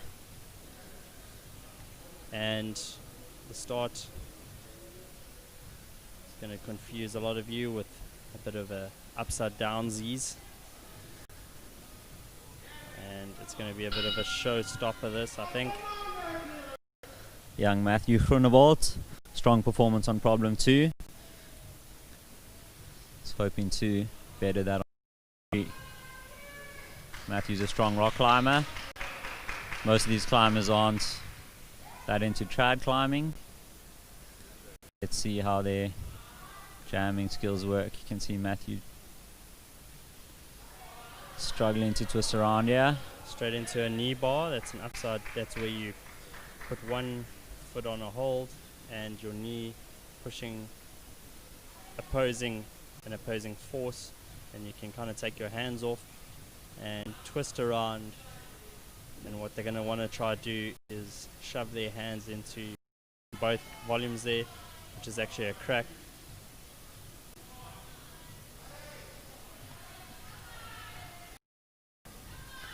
Trying to figure out which side he wants to go in from. And once you're in this position, it's really hard to get out of. You can see his foot is right in front of his face. And there you go, gets that hand jam in there. Can see Matthew's taped the back of his hands to protect the skin from the texture of the volumes as he torques his hand into those gaps. Matthew onto the zone. Holds are going to be slippery. There's so much moisture in the air. Really humid here in Cape Town today. You see that far left volume is actually there for a reason, and he figures out what it is. Is it to allow you to match the zone and move your hands higher. So you'll see some of the shorter competitors having to do a bit of a karate kick out left, catch it with the top of their toe and squeeze so they can match both to the zone and then move up. Those top holds are really slippery. You mentioned a karate kick, and this problem has some hand. Next year at the Olympics, Alex Honnold will be doing some of the commentating. I'm sure this boulder would appeal to him. You that have watched the movie Free Solo, be familiar with the importance of the karate kick. And with Alex Honnold, one of the most well-known recreational climbers. He's not very good at competitions. I wouldn't call what he does recreational, but there we go. And he's back up onto the zone. You can see him using his left knee with his thigh.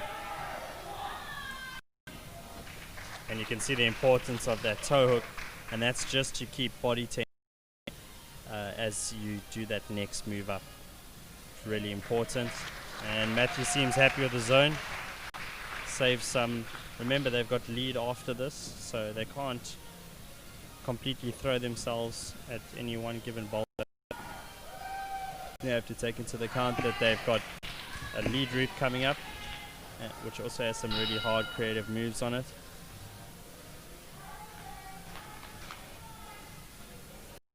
young Christopher Wallace. More at home on overhanging terrain than the slab. You can see a lot of the competitors read this problem, coming out with taped hands. I'm sure they try to figure out in the back there of isolation how to tape their hands. So most of them probably have never climbed a splitter crack in their life. 2019, I think. Yeah. They set a hand jam. Adam Ondra, one of the competitors, loves all styles of climbing, made short work of it. Some of the Japanese team were completely stumped by it. I've heard that in preparation for future competitions they've done some crack climbing training. Crack clinics. Crack. They bring in the wild boys. You can see young Christopher Wallace camming his toe.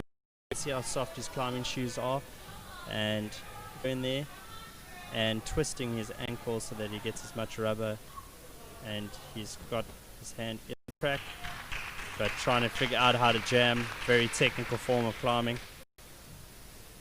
Not that easy to do in the moment. It's one of those things that's very hard to train, as most of the time you're going to encounter crack climbing outdoors. And South Africa also isn't very known for its crack climbing, but it is a useful skill to have.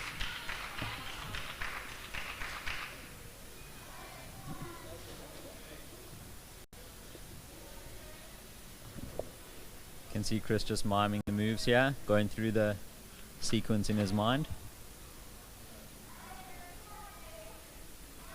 Visualization is a powerful tool that climbers can use to make sure their body's doing the right thing at the right time. There you can see that knee bar that they're using to help force their bodies higher.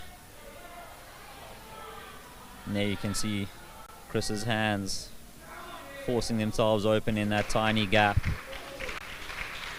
That was a good attempt from Chris there. Slowly figuring out how to hand jam, and one of the key things he can do there is when his hand is in that crack, trying to put his thumb as far into the middle palm of his hand as possible, and that causes a lot of his hand to open up and shove itself into that crack. You can actually cut, as in take your feet off and turn around on this crack, which I did. Provided you know the technique. I climbed this boulder without tape on there. You saw it exactly right there. He's figured it out. I climbed this boulder without tape on my hands, and the back of my hands are missing some skin. There we go. And Chris Wallace back into power mode. Doesn't see the toe. Opts for the bounce. Hopefully you'll look at that volume on the left. Remember that the route setters will not put something on the wall that doesn't have a purpose. Yeah, it's a little bit of a game between the setters and the climbers. Solve the puzzle. That volume on the left there with the good side. And if they look at the volume, they'll see the black scuff marks, kind of indicating that it's for feet. Whereas if it was covered in chalk, you would know it was more for your hand. So we call it the language of chalk, which as a climber will teach you what to do and interpret what needs to be done. James taking some time there, looking really comfortable. Not happy with it. James would definitely know how to knee bar from KZN, climbing in the wave cave. This big overhanging roof, opting to go in from the left, which is definitely harder. We want to be coming in from the right, and there you can see. There you can see James's fingers forcing his hand into that cupping position, generating outward pressure against the sides of the crack. His left hand going into the undercling screw on the left hand crack volume. Good so far in his first minute, getting a brush. Lots of different muscles in use here, going from hand jam to engaging your bicep and undercling and standing tall onto the hard volume to do the next move up. You're gonna start feeling a bit sore now, knowing that the lead is coming up, and I can tell you it's gonna be a bit of a show with a lot of the moves in the roof. We'll see the route a bit later on in the day, but it's going to be a good show. James back on, establishing and finding his beta knee bar. See James using the outside of his left heel there, opening up his hips, trying to bring his body a bit closer to the wall, using his thumb to full advantage here. James just slipping out of the volumes. So what I found a lot easier here was keeping my right hand in the crack and hand jamming, keep my left hand on the undercling, doing the karate kick out left to the heel hook on the volume, and then moving up. But can you do it in 4 minutes?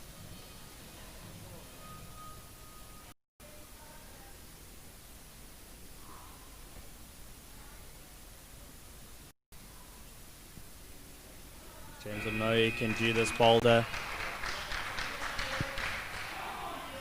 and he'll want this to be his last attempt, and he's going to try hard. James try hard. Hunger. Barnes.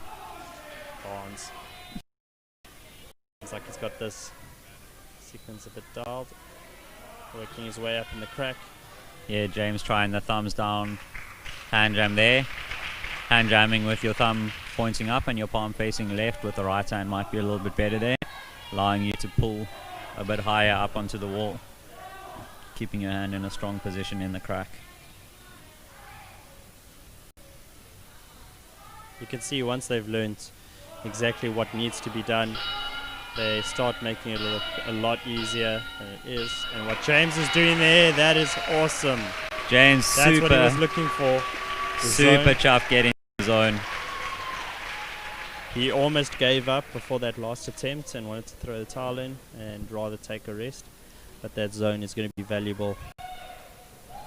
The other competitors, of course, unable to see what's happening on the wall. Not sure if James got a zone or a top there, based on the clapping from the coaches and the other officials not involved in this particular discipline. So after the boulders, do not go back into the same isolation as the other athletes, just so they can't share any beta. So the guys that are left in isolation, or anyone that's competed really, will know what it's like. Sitting in isolation is the longest time of your life, waiting. You're just listening, you can hear the crowd, and you're not sure what's happening until you go out.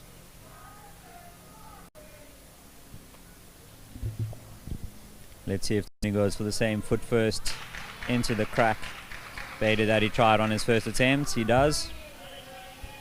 La Sportiva Solution climbing shoes, not necessarily known for their jamming capabilities.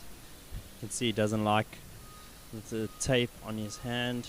He's just gonna opt out and sacrifice the skin on the back of his hand. Those volumes are rough, they've got a lot of texture, so if you do not have any tape on the back of your hands to protect you, you can jam a lot better, but your skin is going to suffer. And Tony trying to jump into the start there, it's pretty much 100% forced. I think they have to do it the way that the route setters wanted. That jump costing Tony an attempt. Attempts and energy. Attempts and energy, exactly. Much better technique there from Tony, managing to get his whole hand into the crack there. Just not managing to figure out what to do with the feet. The knee bar being much better, I think, for getting higher up on this problem. When it comes to competition problems, and as a competition climber, it doesn't necessarily need to feel comfortable to be the right thing. Hand jamming in this instance is pretty uncomfortable, but it is the right thing to do. So Tony just needs to suck a little bit, and he's going to make his way through. So obviously looking at other ways to hold those volumes and try use power rather. Something that he's more familiar with and a technique that he knows. So something that's quite tricky here is that competitors aren't allowed to touch any of the other holds on the wall until they are established in the start. That makes Tony's jump into the hand jam not legitimate, and he wouldn't be, even if he was able to hold it, wouldn't be able to count it. Tony calling it quits on problem 3. I think these next few competitors are going to be excited to get out and just give us a try and see if they can figure it out.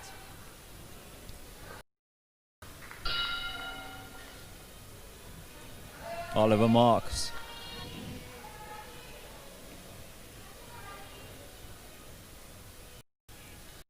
Getting upside down into the start. Definitely not the first upside down start he's seen in his life. Similar beta to Tony, trying to jam and torque his feet into the... It's quite interesting they choose that over the, which is really, really good. But that's the beauty of climbing. What's easy for me and works for me wouldn't necessarily work for anyone else.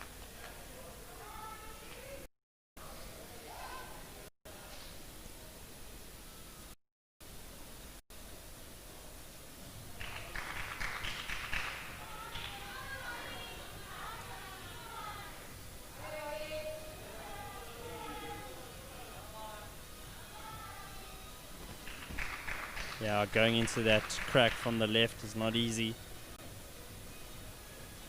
Yeah, feet first.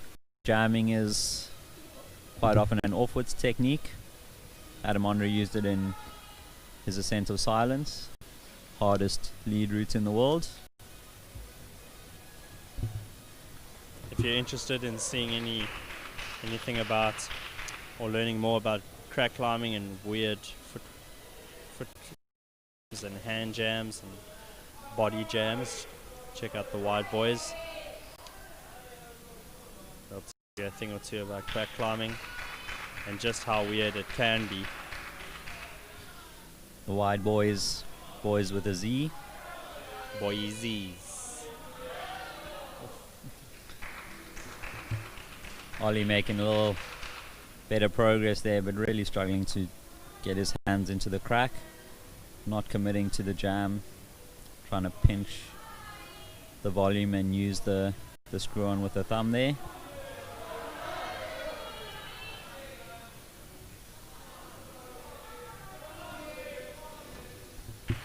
This is one of the challenges of being a route setter for these types of competitions, is trying to decide the level and take into account all the factors that are going into that these athletes are going to experience when they come out.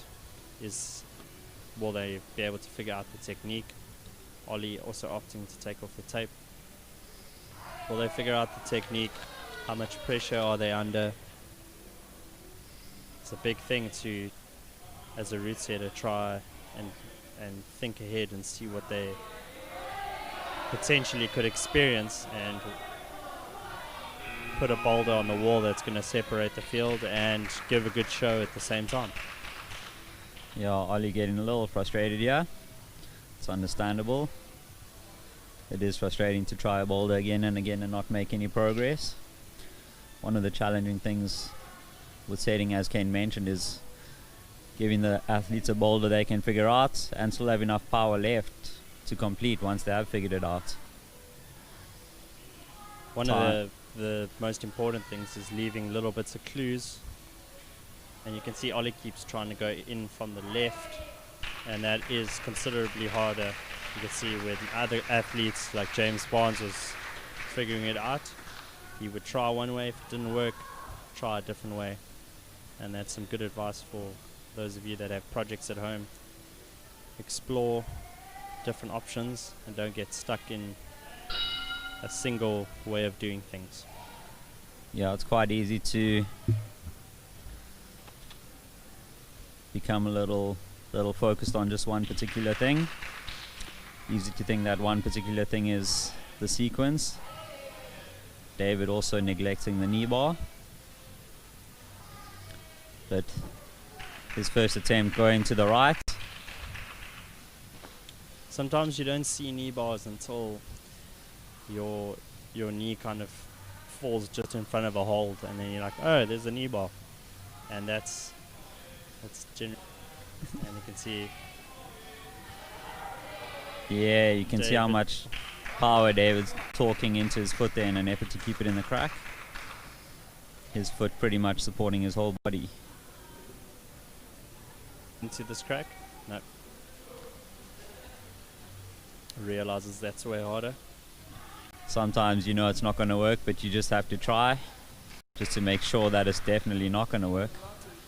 And so he's being, sorry Alistair, pulled off there. A bit of a technical rule. The start's only on the left hand volume that you can see there. That means to start he can't jump into the hand tape on, and the hand jam requires you to touch both of the volumes. David in a much better position here with the knee bar and the hand jam. That same left facing heel that we saw from some of the other climbers.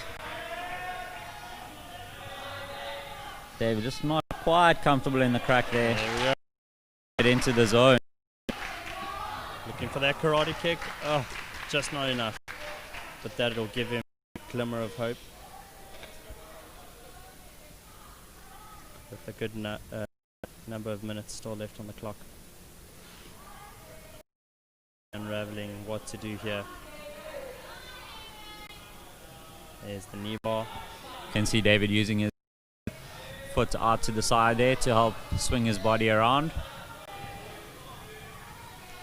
David going to the zone from the hand jam instead of the undercling.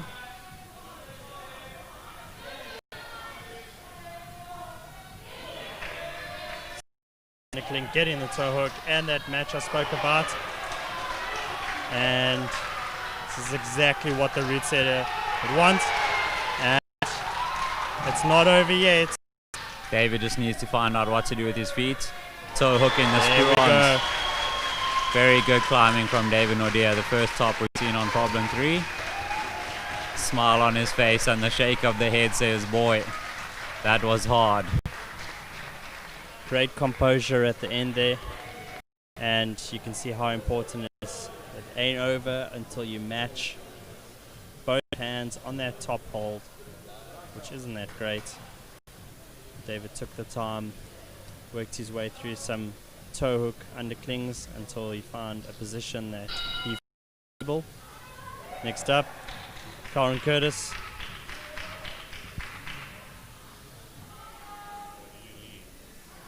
Loves this weird kind of stuff.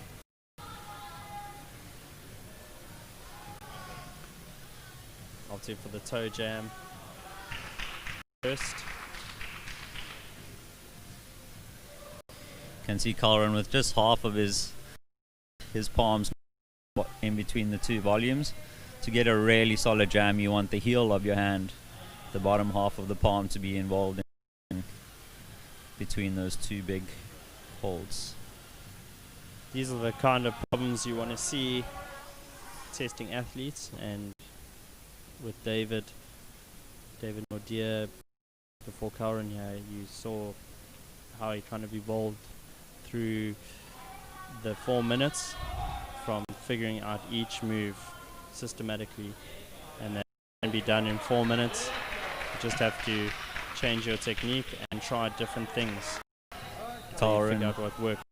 Colin successfully solving the puzzle of the knee bar there, allowing him to get his hands deep enough into the crack, but not committing with the left hand to the crack, rather trying to gust on it, position he's much more comfortable with. Climbing problems, it's just a process, and that's the reason they're called problems, because as climbers, when you solve them, figure out what to do.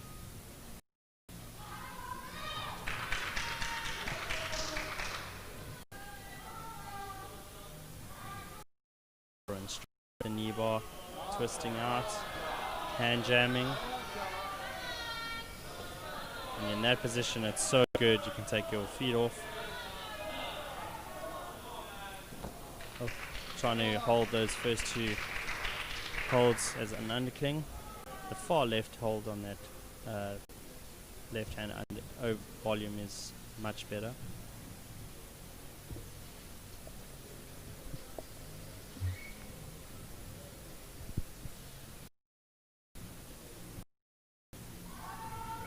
I'm getting a nice closer look.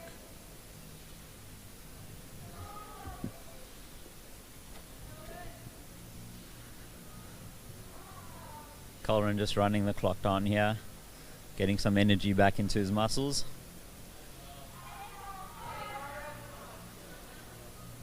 These last few competitors will be looking for tops, and this boulder is definitely going to help generate those attempts to separate the field that the route setters will be looking for. And there you go, on the 1 minute buzzer, Colin reading the beta. And she's up at the top, some composure, and that's a top for Colin.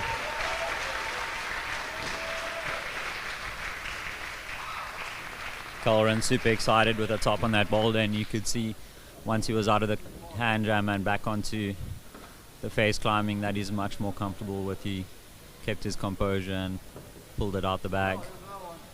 He will definitely be kicking himself that he didn't get that top on the second boulder.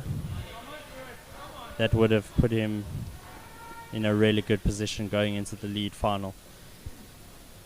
And last out here, Christopher Casa recently bought his first set of cams, I believe, so slowly getting into the trad game. But let's see how Chris fares on this intro to crack climbing. It's quite an intro with an upside down hand jam start. Chris managing to get into the crack without the knee bar, really indicative of his core strength and power, but not managing to stick it. One of the problems with going feet first into the crack is that your feet are committed to the crack and aren't able to help you once you have your hands in the jams.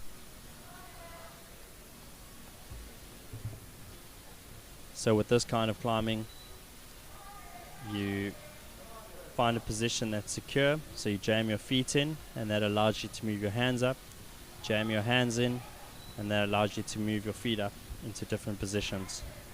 And with some cracks and crack climbing outdoors, you will do that the whole way up. You can see Chris figuring out that knee bar and side pull underclinging, realizes the jam, hand jam is the way to go. Chris managing to get both hands in the crack, getting out of it. Little frustrated there. Holds on that left hand undercling that he's going to want to go to and not stay completely in the crack all the way. Chris also opting to take off the tape on the back of his hands. So the reason these climbers are taking the tape off is in an effort to improve friction, skin being much stickier, more protective though. Yeah, climbing with taped hands is an acquired skill. It does skin but it can make hand jamming a lot more slipperier if you don't know what you're doing. So a lot of these climbers opting to protect the back of their hands. And Chris laybacking, trying to find some form of purchase. He's ignoring the holds on the left, you can see there. And those holds on the left are really bad in certain positions. So at the start, they're only good for feet. But once you're above in the crack, those holds become really good as underclings.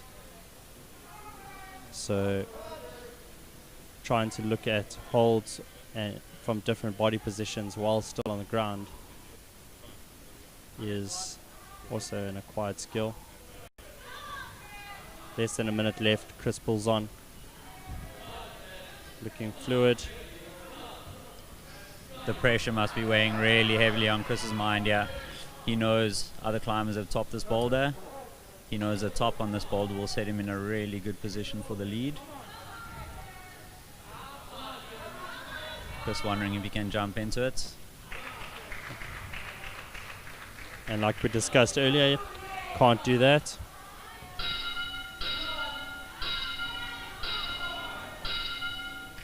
And that is the end